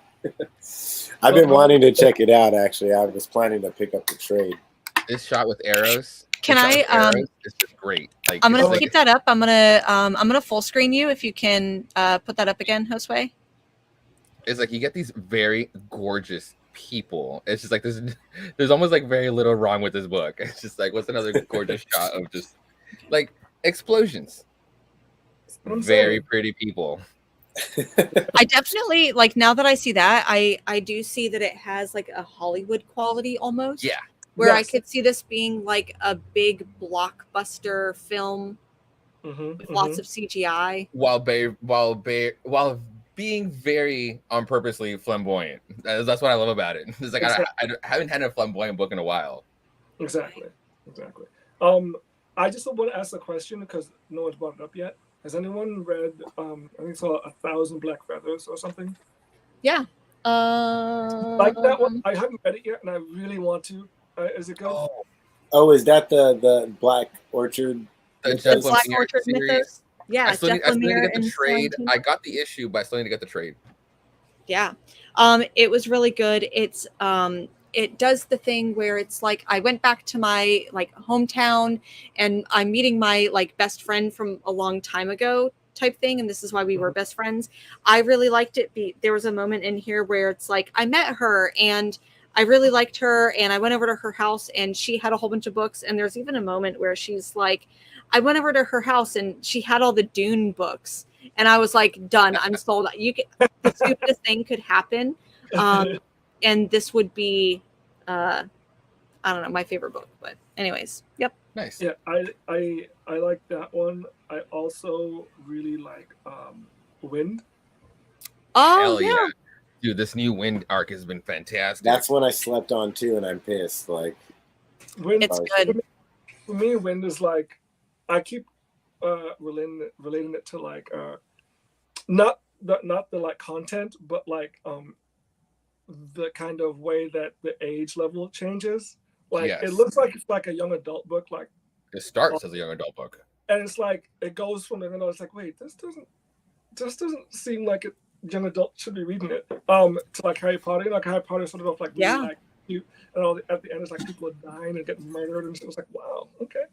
Which like when did one of my favorite things that rarely happens in comics, and at the end of the second arc, it made me ask the book, you can do that? I love it when a book can just evolve into something else while it still makes sense. And yeah, Wind is just awesome. Yeah, Wind is really, really good. Reading this new arc definitely reminds me of Saga. Like Saga for maybe Yeah, it teens. does. I wouldn't say that like Saga isn't for teens, because maybe like older teens, but this I could see like preteens reading Wind, but there are some serious things with it.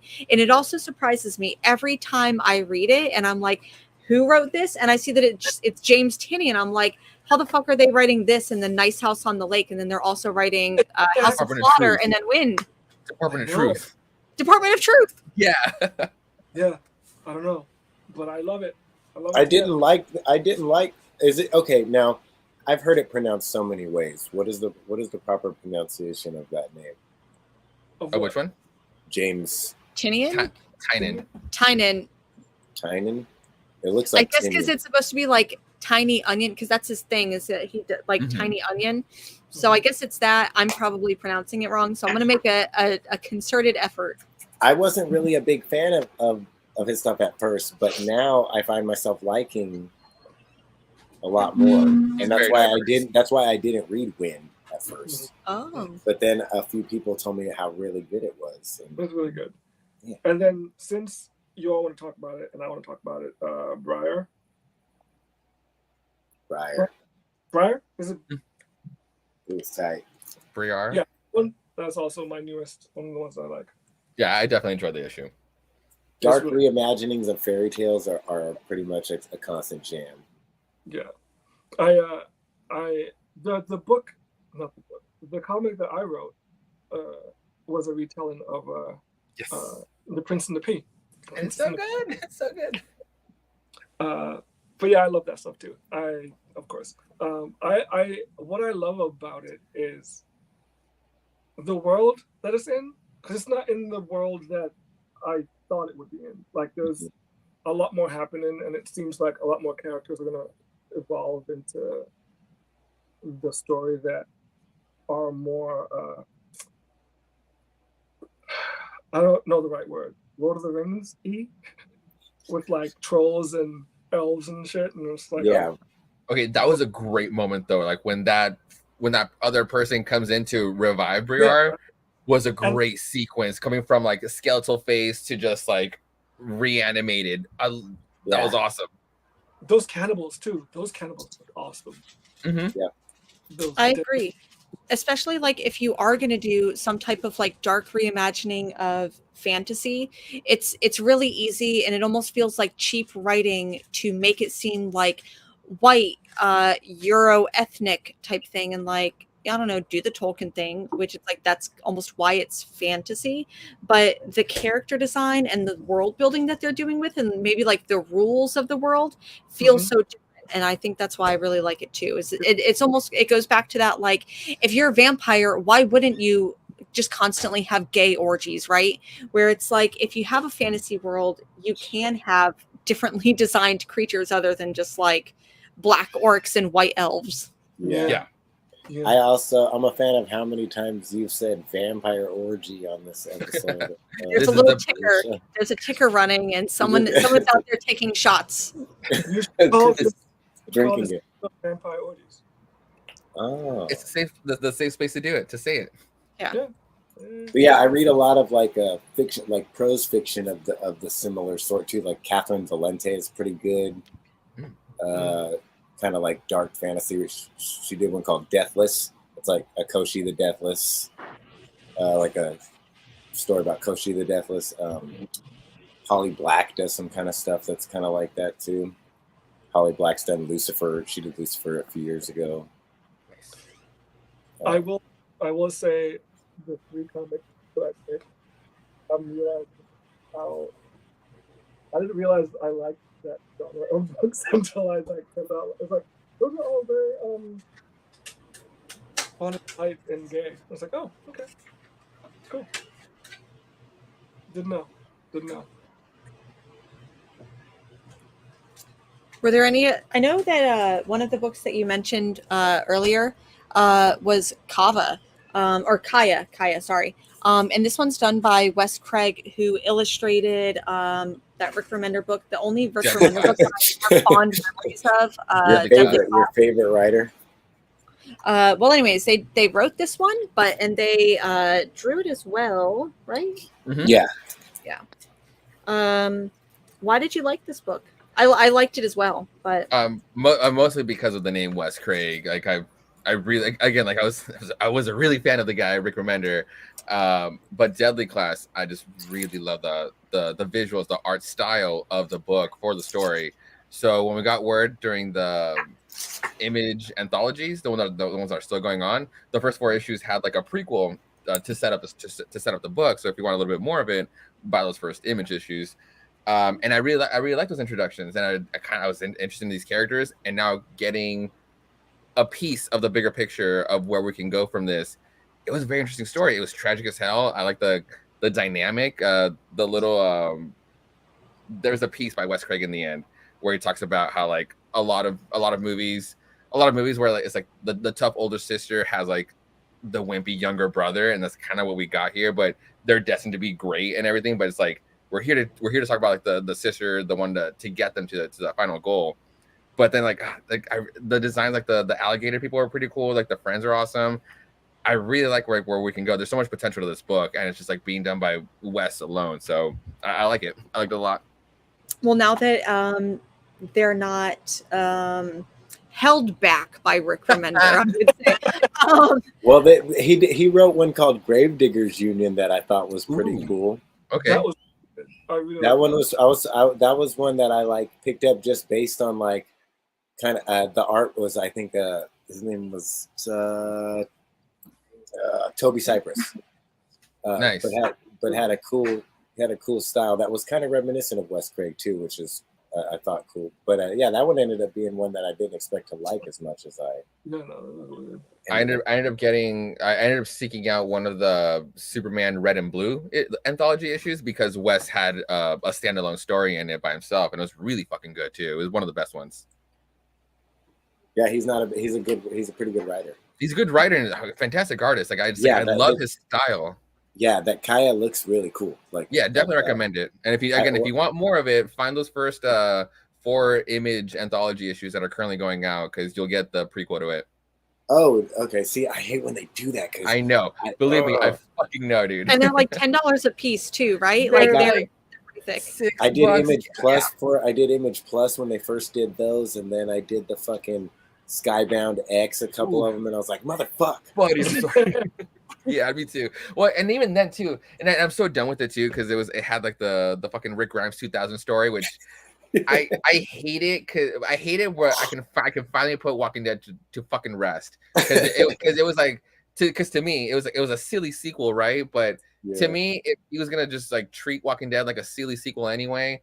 That 2000 story had the explanation to the fucking zombie outbreak, and whatever. I'm fucking done with it. There was a second thing, but I'm so tired of fucking thinking about Walking Dead. I kind of bowed out of Walking Dead at around a little after issue 100. I was like, this is what's going on too long. I commend you. I sold everything.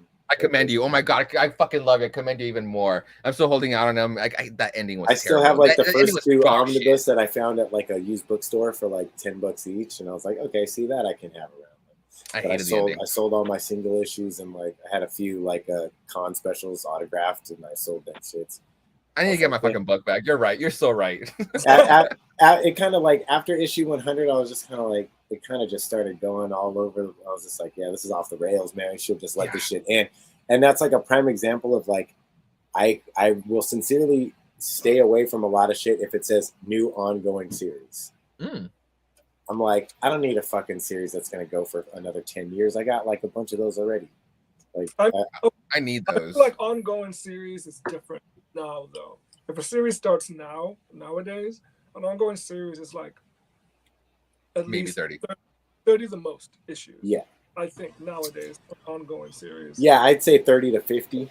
Yeah, I think especially for like an indie series, like it's one thing if there's like I think that characters like Poison Ivy and Swamp Thing, I'm like, yeah, or like I don't know, like maybe some singular X-Men, I'm like, give me an ongoing series for them. But like even though I love indie comics, for me it's really hard to be like, I don't know. I'm a mini series, like, okay, so one of my favorite books ever, just on par with Sandman, is Hellboy. Okay. And like I've always loved how Hellboy did like arcs in a like 4 to 5 issues, sometimes 3 even. Like I love that. Like it treats it like a volume in itself, like in and of itself, and it just helps. It helps the storytelling be a little more cohesive, I think. Like, let me tell you one thing: being in retail, I fucking hate it.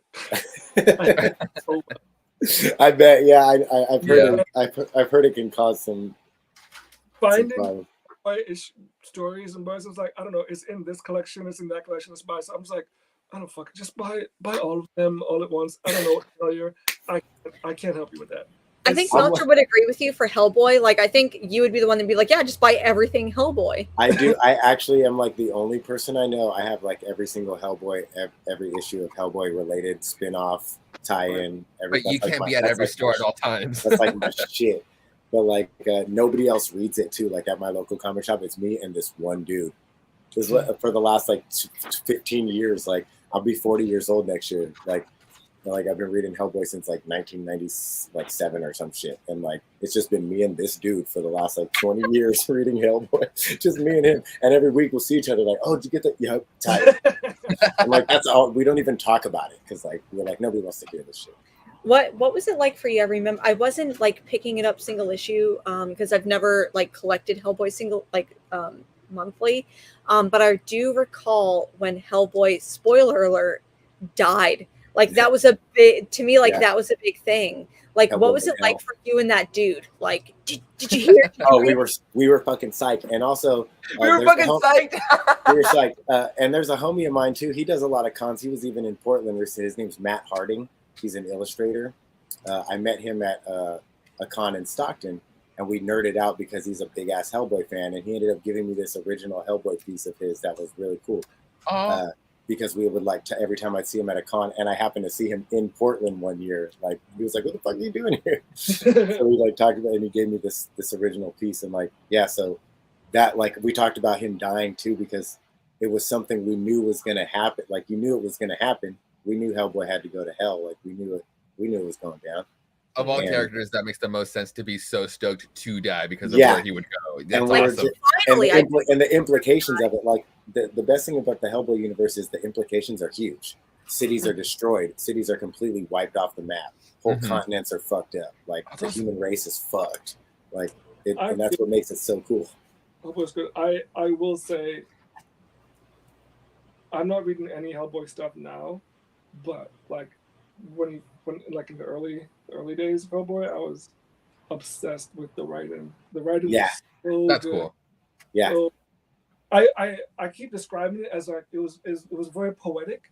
Like and everything about like the dialogue was just so like fluid and so like unpurposely poetic that I was amazed and shocked at how they did that with a action comic. Yeah. It was a pretty high octane kind of. He was always fighting. It was just him fighting monsters. He'll even say that he just wanted to draw monsters fighting.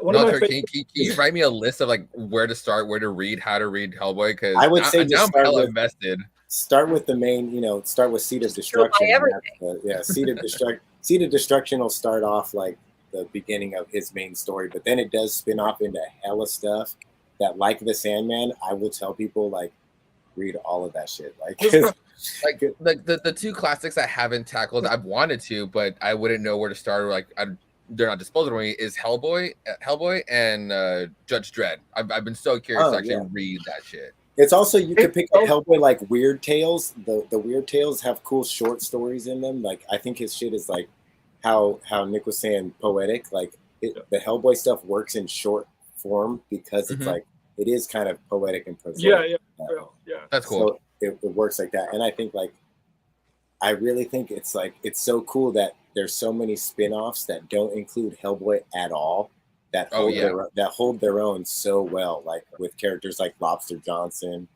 or Roger the Homunculus or fucking like there's just hella cool ass, and it's like Sandman, it spans all myth and like legend, like all myth and lore is like real in Hellboy kind of deal, like kind of like it is in Sandman. So I always thought that was cool. The breadth, the like literary breadth of it is like huge.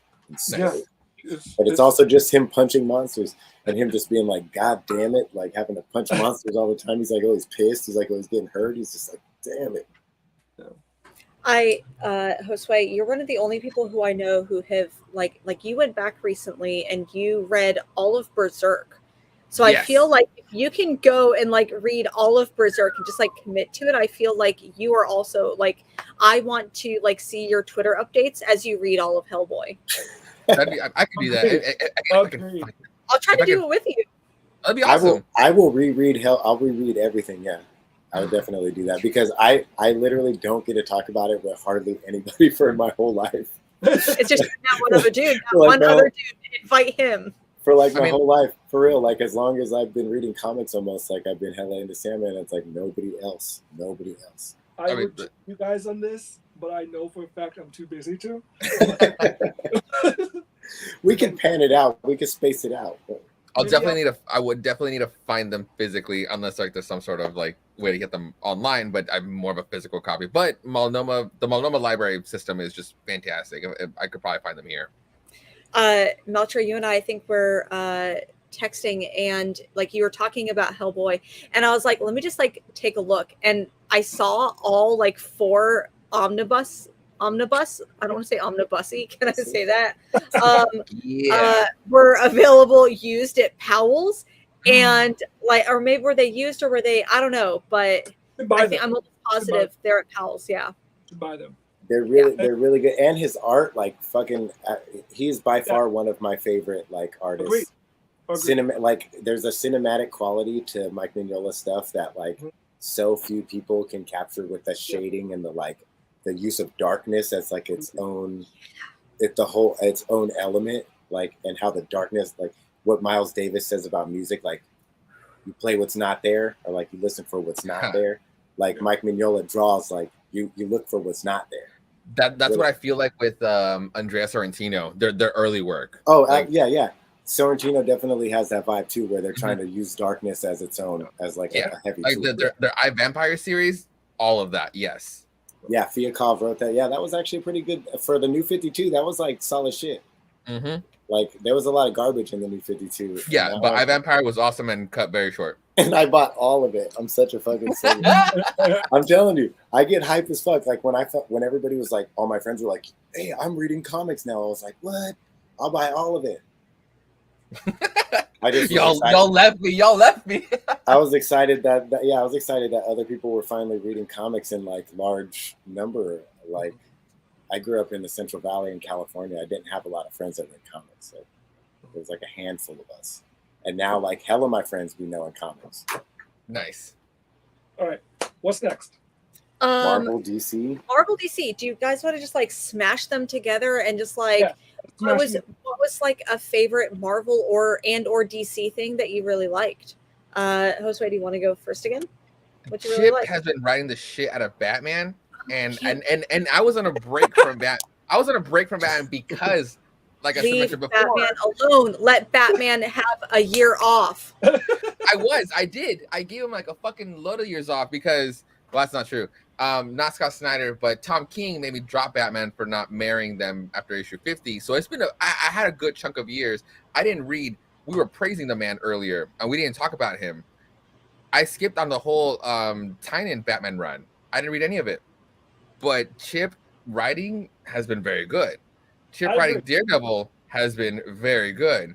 So Chip writing DC's Daredevil and Batman, I was kind of excited for. And then Jorge Jimenez drawing it, phenomenal, has been great. This arc has Jimenez is awesome, dude. Yeah. And this arc has been this arc has been brutal as fuck. So this issue, it finally came down to this the Justice League, part of the Justice League. At least you got to see Black Canary and Hawk Girl, and John's and Oliver. Like you got to see like the cool portion of the Justice League get their ass handed to them by this fucking robot. It was awesome. And by the end of it, they all lose. Like by the end of it, even Superman gets stabbed by kryptonite by this robot, and they're being taken away by Tim. Tim's being propped up in this book, which is okay. He's like on my show, he's like our least favorite Robin. But Tim takes Superman to the Fortress of Solitude so he can get healed up, and Batman's kind of like, all right, peace, and just like falls into the ocean because he already has like a beacon for Aquaman. And when he wakes up, because Bruce is fucked up. When he wakes up, Aquaman's kind of like, oh yeah, our fish healed you up. You should be kind of good to go. And Bruce got like, oh shit, how long has it been? It's been 2 weeks, bro. Gotham is gone. I mean, it's still there, but Failsafe, the robot, has taken it over, and everything's gone to shit. And it's been really exciting. And that's Chip Zdarsky writing that? Yes. It's been pretty fucking solid. I love Canadians, dude. Like Canadians are so fucking goofy to me, and I fucking love them. Like some of my favorite musicians, there's this dude Gregory Pepper. He's Canadian. Oh fuck yeah! He's so fucking yeah. Gregory Pepper's awesome. Yeah, he's so fucking cool. And Chip Zdarsky's like up there on my list of Canadians that they're just everything they do is hilarious to me. Like he did his second episode of his Chip class today, like on his YouTube. It's like his teaching you how to fucking be a comic writer, and he's like talking about if you base something in the past, you got to do all this fucking research. He's like no, you just base it in the future. He's like this. I have a question, Jose. What's up? How are you liking Ron B's writing for the Detective Comics? Honestly, it's been very solid. It's a total contrast to Chip's writing. It's definitely, I like how there's like a more of a focus, or not a focus on like the city itself, but like it does have that like Gotham presence. It's not just like following the rogues. It's not just following the Bat family around the city. You actually get to feel the city being a present part of that story, which I really like. Ron B has been like, it's only 3 issues in. And I don't want to call it slow because it's not. It's like Ron B has like a different approach to writing, and then going into Gotham, it's like I didn't want to buy this book at first. I was like a random mini, but knowing that it was Detective Comics, so hella canon, I knew he was going to take this seriously, and so I'm waiting for his long run. I'm excited for his long run approach. I will read anything Ron B does. Mm-hmm. I will read anything he does, and that's the only reason why I even thought about reading that comic. Nice. Again, 3 issues in, like we're not getting like the full picture yet, but right now, like how he's sinking his teeth in has been really good. It's not just like up and center like the way Chip is doing it with the Batman title, but it is like if what you reminisce like missing about Gotham or Bat books, this is one of those.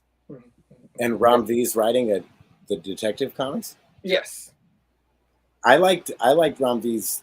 I like the Layla Starr series. Oh fuck yeah, dude! Oh hell yeah, pretty cool. My favorite series of the year. I honestly like Batman is like my least likely thing to tap into. Like I will read Batman books based strictly on like recommendation. Like if somebody's like, "Oh, you'll really like this." Yo, Arkham City, War of the World. The trade is coming out sometime soon. read that shit because it was one of the best Bat books. Again, to just get the feel of Gotham, not just the Bat family with the rogues, like any other book. Arkham City, The Order of the World is one of the best books you'll ever read from the Gotham. I would be reading all of that, but I think you stole the last copy. And right underneath me of like issue like 3 or 4, like right in the middle somewhere. Like I forget what, I can't remember if it was Books with Pictures or if it was maybe Excalibur. But Excalibur. you took the like you told me, you're like, I took the and I'm like, damn it, I was literally going to go to Excalibur just for that. And I've been trade waiting that one because of you. No, I'm just kidding. No, I mean I did say the very there, but it's the $1 extra for the stock card variants. So stupid. The Batman, there are a few comics that I will not touch. Mm-hmm. Batman is one of them. Superman is one of them, and I just can't handle it. I don't like them at all. And it's funny because 2 of the comics that I'm interested in right now are is a Batman and a Superman comic, which is weird. Is it like Superman, Son of Kal-El? Yeah. And yes. I do want to put some love on Nightwing, just because I would never be reading, once again, like a Bat adjacent book if it wasn't for Tom Taylor. Like 1, I wouldn't be reading a Superman book. 2, I wouldn't be reading like Bat adjacent book unless it was Batwoman. And Tom Taylor's doing it for me. Tom Taylor's good, but we gotta give it up to Redondo on the fucking blue tones. Like the artist of Nightwing is just awesome. But last thing I'll say about Batman is what I want to say about Chip. I don't think any other writer would have had the gall / the fucking balls to bring in Zurin R into play so early. Spoiler. Chip Zdarsky brings in Zurin R, the personality, by the 2nd issue, and I don't think anybody else would have done that. Like again, that's some balls. Canadians are out there, man. I'm telling you. To bring in this golden age alien super fan of Batman that post-crisis Grant Morrison made into this personality psyche to just go for Bruce to go all out, for Chip to just don it back in. It's awesome. It's been a lot of fun. I hate that costume so much, but it's cool. It's so stupid. It's so dumb. I think that's probably what made him want to do it. I think so. It's like, I gotta do this dumbass costume. This is hilarious. All right. Were there any other Marvel or DC or Meltzer? Do you have a lot of Marvel? A lot of Marvel. Okay. What was a Marvel book that you really liked, really hated? Meltzer. A Marvel book I really liked. I mean, the only ones I'm super, honestly, the Chip Zdarsky Daredevil stuff is still like one of the only ones I'm super hyped on. The rest I kind of read very passively. Like the rest I kind of read very passively just to keep up with shit. Like I got detached from X-Men for too long, and it took so long to catch up through like the Hickman shit. Mm-hmm. Like it took me so long to catch up that I was like, okay, now I just got to read everything just like so I don't get lost. But now I'm like, I find myself too passively reading it. Like I'm just like going through it. Like I'm not really digesting much of it. It's just becoming like information so I don't get too lost in the like too far behind again. Especially with X-Men, like and trying to keep up with that shit. But like the X-Men Red was cool. Yeah. I mean, obviously, like they were mentioning it. You were talking about Bishop, right? The upcoming Bishop book. That sounds kind of tight. I was always a big fan of Bishop, like especially coming out of like being a kid in the '90s. Like I'm an unabashed Age of Apocalypse head. Okay. Like I know it's like everybody used to fucking hate on me for it, and I love it. Like I love that shit. And I brought I forgot who it was. I brought something to get signed, and they were just like, "Really, this?" And I was like, "Yeah." Oh, I think it was like Ron Lim or some shit. Like, I brought something for Ron Lim to sign, some Age of Apocalypse thing or some shit. He was like, "Wow, nobody has me sign this," and I was like, "I know, man." You're like, "I'm gonna have the only one." It's like, I know, man, but I'm a fucking Age of Apocalypse head. I love that shit because it was just like a twist. It just was the first time I got to see shit get twisted and reimagined. Yeah. for as a teenager. You know, like I was like, oh, this is cool. It's all the familiar characters, but mixed up. So when the Hickman era started, I was hyped for that because it was also like and it was a good starting point, and it was like it was easy because it's like at this point it's just House of X, Powers of 10, and that's it. little did we know. No, It was just fucking Dawn, Rain, just like, everything. yeah. So like, yeah, I've been keeping up mostly with just like trying to keep up with X-Men, and then Daredevil's been pretty tight. I was doing the Ram V Venom for a little bit and kind of slacked off on that. Same. I understand. Kind of slacked off on that. It was just kind of like, yeah, didn't. And I was upset because coming off of like Layla Starr Yeah. and the Donny Cates Venom shit, I was kind of like, oh, this should be cool. Another good writer. I have a reasoning for maybe why that is. I feel like whenever you give a writer that's really good a book that has history, a character that has lots of history, and a character that people want a specific thing to happen with them. Like, I know for a fact he has people telling him, okay, you can't do that though. You gotta follow this kind of thing for Venom, or else it's not gonna be something we'll be cool with. But I feel like that's what's happening with it, to be totally honest. That's my assumption. Out of all characters, I would have never anticipated Venom. I thought it was so random. I would never anticipate Venom to be one of those new series to be like, oh, you have to read this last run to be able to understand how this is progressing forward. Venom should not be a character to do that. Just be like a chaotic, like jump in at any point. I got a weak spot for cute white boys, and Donny Cates is just one of those. I'm sorry. Because I have been following it, I do love the current Ron V of Al Ewing Venom run, but back and forth, right? But at the same time, you have to like look at it. You're getting Ron V and Al Ewing, very dense, good writers, but they're gonna make it dense as fuck for their own pleasure. Yeah. Al Ewing is. I gotta as a black man, I gotta give him some props.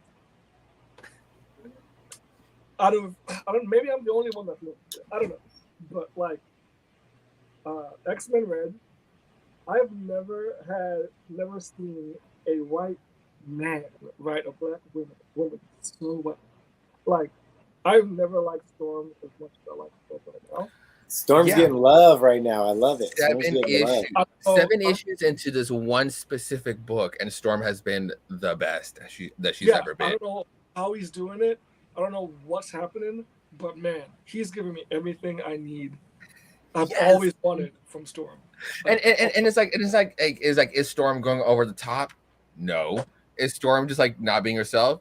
It's like yes. Like it's like he's writing her perfectly. All these things like that, all these acts, like without going spoilering, all these acts that Storm has been doing have seemed over the top, but it's like this is perfectly in character. This is perfectly in point with like her title or what she's been doing. Mm-hmm. Storm has been perfect. And Al Ewing.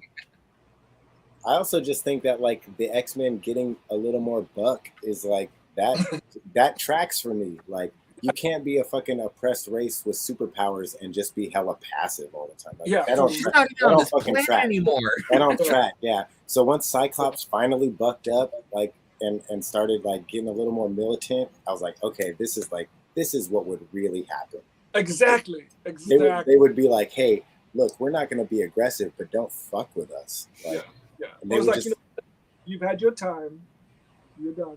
Yeah. Just over from here. Thank you very much. And so, like, it tracks for Storm, even though she's a more passive, even though she's been traditionally more of a pacifist character of the X-Men, it tracks for even her she has to step up a little bit. It's like, they went from almost going, you were almost extinct. You know what I'm saying? Like, but if she's gonna show you, she's gonna fucking show you how wrong she's gonna you are. She's gonna be like, look, this is what I fucking do. Man, I don't know if you guys have read or remember. I don't know what issue it was when she goes to like the big council in the cosmos or whatever, and she's like talking to them about everyone's talking about you guys can resurrect people, resurrect people, blah blah blah, and she like put them all in their place because they were like telling her that she had to do a certain thing, and she's like, no, fuck all of you, I'm doing it for I want. Mutants, And if you have a problem with it, you can come for us. I just love it. Like, and real talk, like that's basically what they should have said a long ass time ago. Like, come for us, we'll just fuck your shit up. Like, that's what the Big A was saying this whole time. I miss my big boy Aw so bad. Apocalypse needs to come back already. I know. Right? The way that I also have to say the way that Hickman kind of, I don't want to say flipped, but like went more in depth with who Apocalypse was. Yes. I think absolutely genius. Yes. I was yeah, for real. Cool. All right, I'm done. Let's like go. sure, yeah, you'll go back and read the old comics, and he comes off super fucking villainous, not necessarily with the straightforward message that like we're doing with Krakoa, but the way he accepts Krakoa now, it really is what he was trying to fucking push off all those years ago. Yeah. So I miss him. I miss him so much. I didn't think I would ever say that. I mean, I always liked Apocalypse. Like even as a villain, like I just thought like him and Magneto as those extremes of the mutant side, like I just thought were very essential pieces of like a realistic response to humanity's like treatment of mutants. But that's the thing, like on Krakoa, he wasn't trying to be like, I wanna be the king. I wanna like own everything. Like he was part of the circle, and that's what made him so interesting. Like to finally play with others, to make he says. And he says something too. Somebody asks him, and I forget what book it's in during that the beginning of the Hickman era. And he says, like, look at we're thriving. Like, this is what I wanted. Like, this is what I wanted this whole time. Yeah. I wanted us to thrive and not, or he says like, and not be afraid. Like we're not afraid of the humans. Like, and that's all I wanted was us to take our place at the top, and we've done that. He's like, we told humanity, like, don't fuck with us. Like, He's like, no shames in saying that we are better than you. And they did. Even Professor X says that shit. Like, look, we're better than you, we're stronger than you, but we're not gonna fuck. We're not gonna destroy you. And that's what makes us better than you, is that we're more powerful than you, and we're not doing it. Yes. Yep. Yeah, we're not fucking your shit up. Bringing it back to the X-Men Red is with the relationship that Storm and Magneto have now. I think it's fascinated. Like I'm just like, wow, because I would never have thought that their ideals would mesh at all. Right. For the fact that Storm is like, I don't know if you caught up with what happened to Magneto, but like the fact of what happened to Magneto and Storm is like literally crying over him. I'm just like, that's intense. Like I thought it was awesome. The fact that it was Storm to be like, we don't need an X-Men team. What we need is a brotherhood. I know, right? Oh, he's like, no, that's what we did on Earth. We're on Mars now. We need this here. Yeah. Her words, not mine. Yeah, he's like, yo, hey, I'm for it. But that's his turn to the X-Men made sense too, just like Apocalypse. Like it's just what they want. They wanted mutants to thrive and not be afraid to take their place. Yeah. And Storm's of the same bent. She's like, as much as she can be a pacifist, she also wants her people to take their rightful place. Yeah. Storm's baller, dude. I'm so hyped that they like finally started giving Storm some real love. Yeah. I seen that. Like this era of X-Men has definitely given Storm some love. And every once in a while they do. Like Claremont gave Storm some love back in the day. Like the Morlocks thing, like the shit with the Morlocks and her and that whole shit was cool. And this is kind of like, I just feel like Storm should just be in charge of everything. I mean, she was, but she gave it up. She's on the seat of loss now. Yeah, I feel like if you're gonna do a story about Storm, she can't be in the background. She can't be a sidekick. Which was awesome. Like honorable mention to the Black Panther book. I fucking love that she fucking put T'Challa in his place. Be like, yo, I love you, but bro, you kind of fucked me up. I need to do my fucking thing that I am already doing. I'm all about it. All about all of those. Yep. But yeah, I didn't want to cut anybody off, but I just had to because. This era of X-Men gets me excited. My favorite thing right now is X-Men Red. It is very good. That is mainstream, I guess, or like the big two. That's my favorite thing right now. Yeah, X-Men Red is solid. Yeah. Jen, what are your favorites? Man, I feel like we went over a lot of them. I don't think that I'm caught up on the recent X-Men Red, but that one's been pretty good. I wanted to highlight this one. I don't know if any of y'all got a chance to read Yeah. Sabretooth. It's done by Victor Laval, who did Eve. Destroyer, Oh, Eve. He also Eve. did Ballad of Black Eve. Tom, which is Eve a is really novel. good too. Yeah. So I never thought that I would really like a Sabretooth book, but I feel like this feels like Rom V to me. It Okay. does. Yeah. It does. You know That's- what? Well, That goes back Go to what for I was saying before about the people that are writing these new X-Men X-title books. They're giving love to these characters into like what they should have been or what they should be. So it's like that story about Sabretooth is so on point. It's so like chef kiss of like what the fans really wanted him to be. Yeah, and I think that they're doing another book. Sabretooth is getting another upcoming book. Is And it I also Victor called it. Laval? Is it also I'm Victor? almost positive it's also Victor Laval. Yep. And I mean, And Destroyer was really good, and Eve was really good. So when I saw he was writing that Sabretooth book, it made me curious because I did like Sabretooth a lot in the like 90s. I don't know, like as one of the villains, he was like one of my favorite villains. Maybe just because he like paralleled Wolverine. I don't know. It was not. Okay. I was a fucking kid in the 90s. He looked tight. He had claws. He was fucking big. And like you said, like you kind of jumped into the Hickman run in the very beginning. Sabretooth's fucked up in the very beginning. And he gets put underground. Yeah. So this book is very much about like what is the aspect of hell in Krakoa, on Krakoa, and then these other mutants that have fucked up as well. And then at first you're kind of like, well, why did they? Like they violated like the to some extent the three laws, and then you're kind of like, but maybe they didn't mean to, or like that's not really fair for these characters. To one character in particular, Toad should not be under there. Towards a whole different book that I won't even spoil which one, but Toad should not be under there. But I love that but I fucking called it to where it's just like, yo, this book could evolve into being the Exiles, and it is like Sabretooth and the Exiles is what the next book is going to be. Okay. And I'm excited that it's going to be incorporated, because if you read Hellions, which was also one of the best books of the Krakoan era, Hellions was awesome, and we're gonna get more fucking Orphan Maker and damn it, what's her name? Nanny. Yeah, we're getting more Nanny and Orphan Maker, but yeah, this book has been awesome for dealing with that aspect of what is hell in Krakoa, and then Sabretooth being like, I'm actually kind of in control. I kind of know what you guys are doing, and I kind of want to get the fuck out of here myself. So I'm gonna use you guys. Sabretooth is a fucking madman, and I love that he is still very much in character, very much fuck you guys, fuck you, nobody's cool, and fuck Krakoa especially. And yeah, Sabretooth is gonna bring it all down. Yeah, it's good. That's a good one. Mm-hmm. Did y'all have any DC books that you really liked this past like 2 weeks or recently? I mean, we have to talk about. I mean, we're at church. We're not gonna like leave without talking about Poison Ivy, right? Oh, I was hoping you would say that. I love Poison Ivy so much, and I don't even have. What do we get? I got the pinup one, which is very adorable. One, right? With the Venus flytrap. Because I am a dumb bitch. You got the mushroom head one, right? The mushroom hat?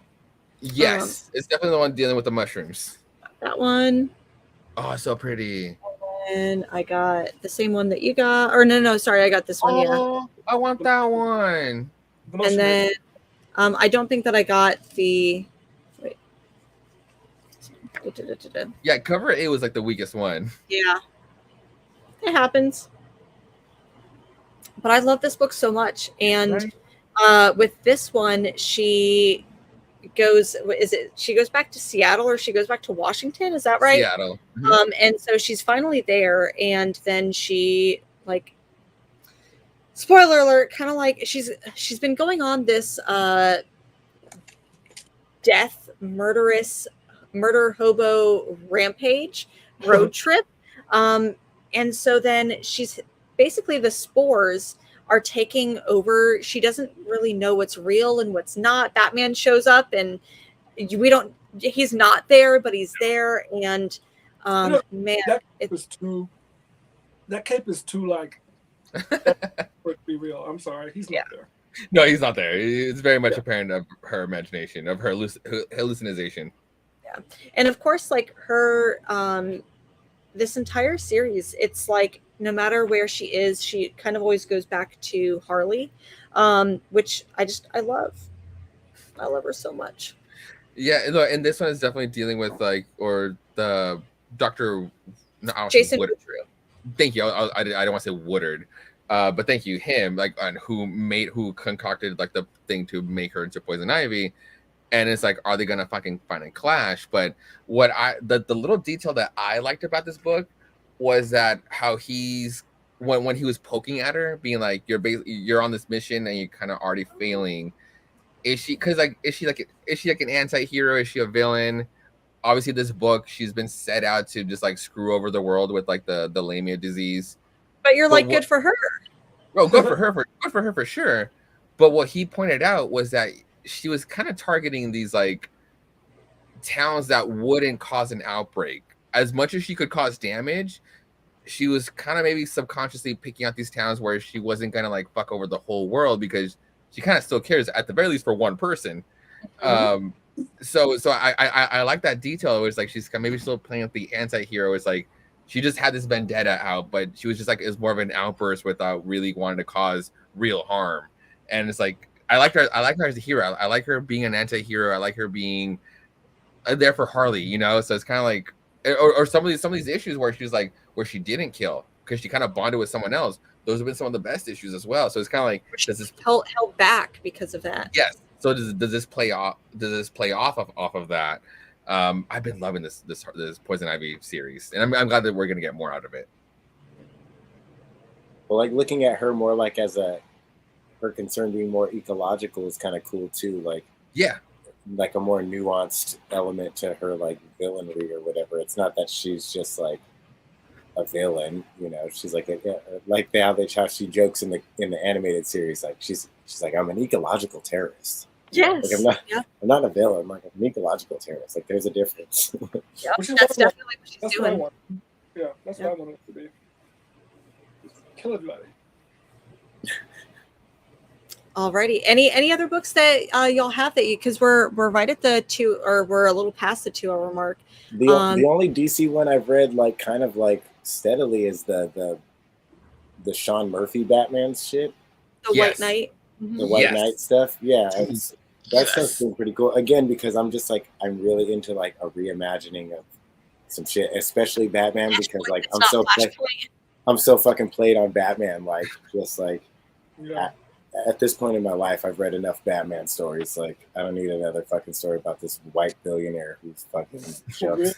So there's definitely that aspect of like the police state of the White Knight series, but fucking hey, it's still pretty brutal. Well, no, you already accept that Batman is a police fucking state anyway. Yeah. And then I like that he realizes like, oh shit, I made a police state. Like yeah, he's like, oh fuck, that's not what I mean. These Elseworlds books have been pretty fucking solid, especially with like the Curse of the White Knight. Flipping the Wayne name in the way that it did was very fucking good. And then to make the trilogy not even just like, because all these like, or the first two were kind of like retellings of like classic stories or what he would do with them. To make the third one Batman Beyond was something I didn't expect for him to do. Yeah. And it's something I got very excited for because it all started spawned off of a fucking TV show, of a cartoon, and that's what he is playing into, going futuristic into it. It has been very fun. And then the whole Jason Todd being Supreme fucking Robin anyway. I like that he got the 2-issue spin-off series by who drew it? Not this person, but fuck. Oh, who drew the fucking damn it, the Jason Todd series? One of my favorite artists. But I forgot. Damn it, I know, right? It's because I want to mention this artist, but it's not this artist. Anyway, the Jason Todd spin-off books are very, very good. And then now McCormick. No, it's not them. It's not them. It's the person who's drawing. We only find them when they're dead. Oh. DiNiccolo? Huh? Is it Di Nicolo? No. No, because it's Danielle DeNuccio is the one who's drawing this one that I want to mention, but it's not that. Simone DeMeo. Yes, it's DeMeo. Okay. Thank you, Simone DeMeo. Thank you. Is drawing drew the fucking Jason Red Todd Hood, book. like the Batman. What is it? Presents the Red Hood, right? Right. Batman Presents. But yeah, it's been a lot of fun, and it's like we get more Batman Beyond any kind of continuity in books. And I Yeah. just like Batman getting fucking played out. Like Yep. it's just like having him see the repercussions of like what he was doing, just like as a fallout, instead of like this, like, oh, I accomplished what I wanted. It's like the fallout of all of his well-intentioned fucking white saviorism turns into like Gotham becoming a fucking police state, and then he's like, oh shit. I fucked up. They took everything from me. Yeah, and he's like, and he realizes like, oh, I fucked up. Like that's not what I should have been doing. Damn it. Last one I want to talk about is the Star Fox tie-in for Judgment Day. Bought that one, but I'm so lost. I haven't been keeping up with anything Judgment Day. Give me a rundown. A quick rundown. Just read what the 1 through 6 classic styles. Every tie-in is just each character getting judged. So if you want to know a particular character gets like a thumbs up or a thumbs down, just read that issue if you want to. But this issue, we already dealt with what Star Fox did, and Star Fox kind of fucked up. This issue, Star Fox is kind of at this point kind of an obscure character that we recently got introduced into the MCU with fucking Harry Styles, but nobody knows who the fuck he is character-wise. This issue does a great job explaining who he is and what he's all about. Like I said, he already fucked up in Judgment Day 4 and the progenitor just like being fucking thumbs down. This one does not a redemption shot. No, you know what? Fuck it. It is a redemption shot into what happened to him, but it does a great job explaining who the character is and what he's capable of.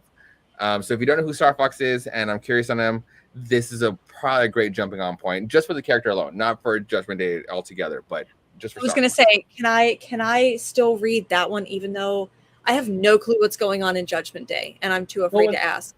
It's okay. No one does. It doesn't Okay. seem cohesive enough. Doesn't seem cohesive enough. Also, the way Star Fox, it's written by Kieran Gillen, but drawn by Seven Secrets' Danielle DeNuccio. So Star Fox, who is Thanos' brother, is drawn in the most gorgeous androgynous way. Full screen that? Okay. They're drawn in this most gorgeous androgynous way to just. And also, this is one of the best fucking sequences, one of the best scenes in the issue. Letting this guy die in peace by their powers alone. Not necessarily manipulating. It is emotional manipulating, but not in the toxic way. But just letting this guy actually rest in peace. But yeah, if you want to understand the character, this is a great tie-in to just. I do really like Kieran Gillen too. Mm-hmm. Kieran Gillen's fantastic. But yeah, Star Fox was just gorgeous by Danielle's artwork. The way that Star Fox is drawn reminds me of Seven Secrets. Like that feels like it's pulled right out of Seven Secrets. It's exactly it, which is why I was so excited for this tie-in. Also has like Wicked and Divine vibes too. Yeah. Did they design his outfit though? I don't think they designed his new outfit though. I think Probably not the new look, but I think it is them on the cover anyway. So I'm not sure if this is like the whole point of it too. Or I know that his outfit was like his new like look was designed. I feel like it was designed by somebody else. I'm not sure. Oh, okay. I'm not positive, but I don't think they are the ones that. But yeah, like this serious face again, like it's like they're just literally so gorgeous throughout the issue. But yeah, if you need an intro on the character, I say this is actually a great one to jump on to just again grasp the character. Okay, I'll read it. You got me. Any other books anyone wants to talk about? Captain America's awesome. Hulk is awesome, but I like my punchies. So Yeah. Anybody else? Punchies. My punchies, is that what you call them? My action comics, my dumb big twos, yeah. Punchy comics. Do you know what's good but boring at the same time? Is She-Hulk. No, The comic. because we Yes. get Jack of Hearts back. You know how much I Yeah, miss that but character? You two are like on opposite sides of that whole thing. I realized For it's real, not just the only book. I'm reading it, right? And I'm just like, yeah, this is really good. However, I'm just like, I don't. Why do we need to read? Like, it was just like, I don't. Okay. So I recently read, like before the show came out, I read the Charles Soule She-Hulk run into Mariko Tamaki's run. Out of those two names, I think the four of us would lean to Mariko Tamaki. I kind of like the Charles Soule run more because of how laid back it was. It still dealt with like it was a She-Hulk book that dealt with like legal case after legal case, kind of what the show's about right now. Where the Mariko Tamaki was dealing with like how She-Hulk is kind of like fucked up right now because like one Bruce is dead and her Hulkiness is kind of like fritzing out. But I like the current Rainbow Raw one because it's like that laid back approach where it feels kind of like a classic sensational She-Hulk run. And I'm hella shipping Jennifer and Jack of Hearts right now.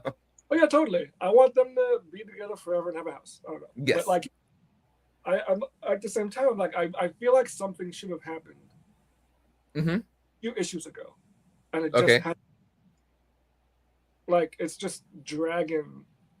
I can see. I'm excited to see what's gonna happen, but it's just not happening. So I'm just like, I'm also less inclined to follow something that's doing that because the shit keeps getting more expensive too. So it's like if you want me to follow a book that's slow paced, it better be good. Like, yeah, the slow burn better be there or something like that. I guess you're right. The focal point on this run right now has been what the fuck is up with Jack of Hearts, which is what I've been curious on.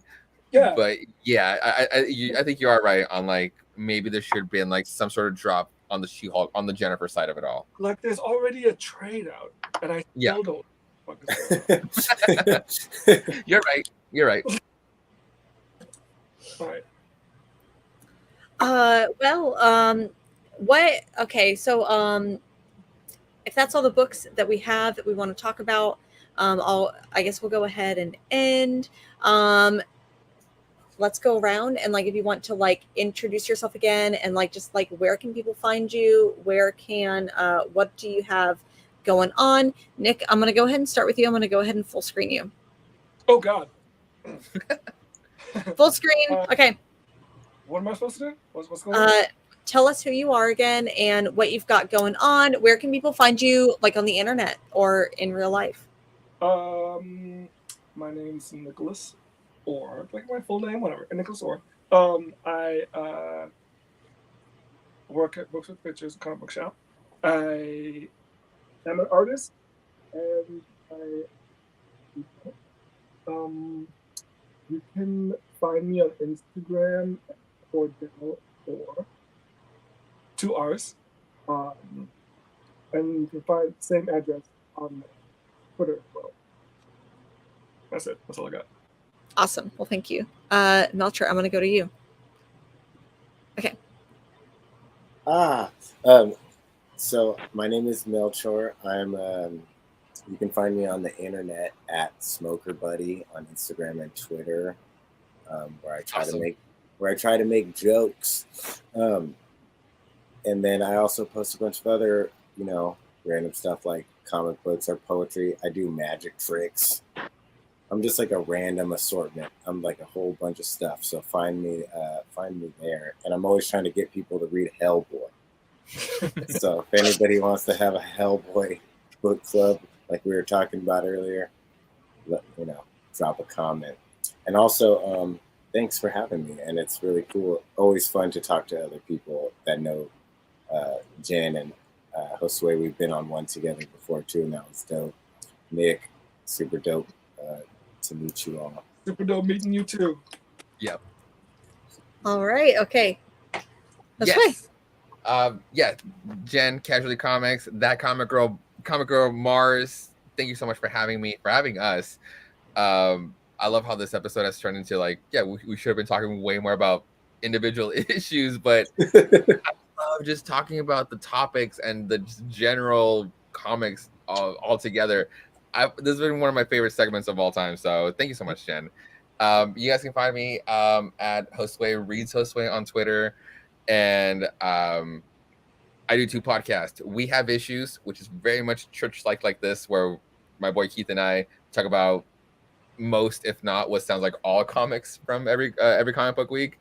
And then I host Jukebox Vertigo, where it's a rotating theme every episode, and we build a public playlist around it. And it's been very fun. We've had Jen on. It's been so fun. And then I have metal, 80s metal. Yes, that was a fucking great episode too. And then I do a part 2. I stream on Twitch as Hostway Plays Hostway. I guess I tend to be a variety streamer with a bunch of different games. But every other Monday when Jukebox Vertigo episodes air, I do the part B, or I guess the side B.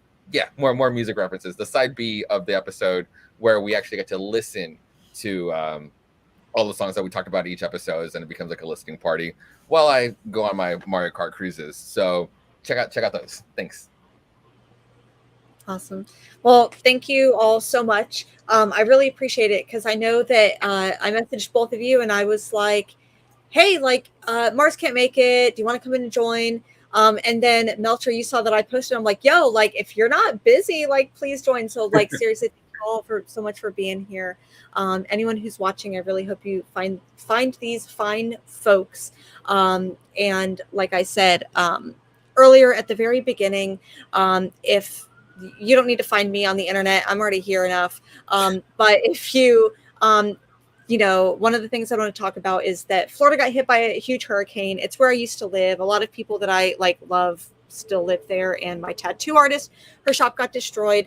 She has a GoFundMe, and the pinned comment here, if you leave here and you just want to like go there and maybe chip in $5, that would be really, really cool.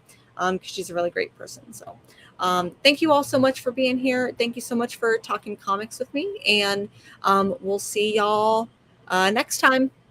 Bye.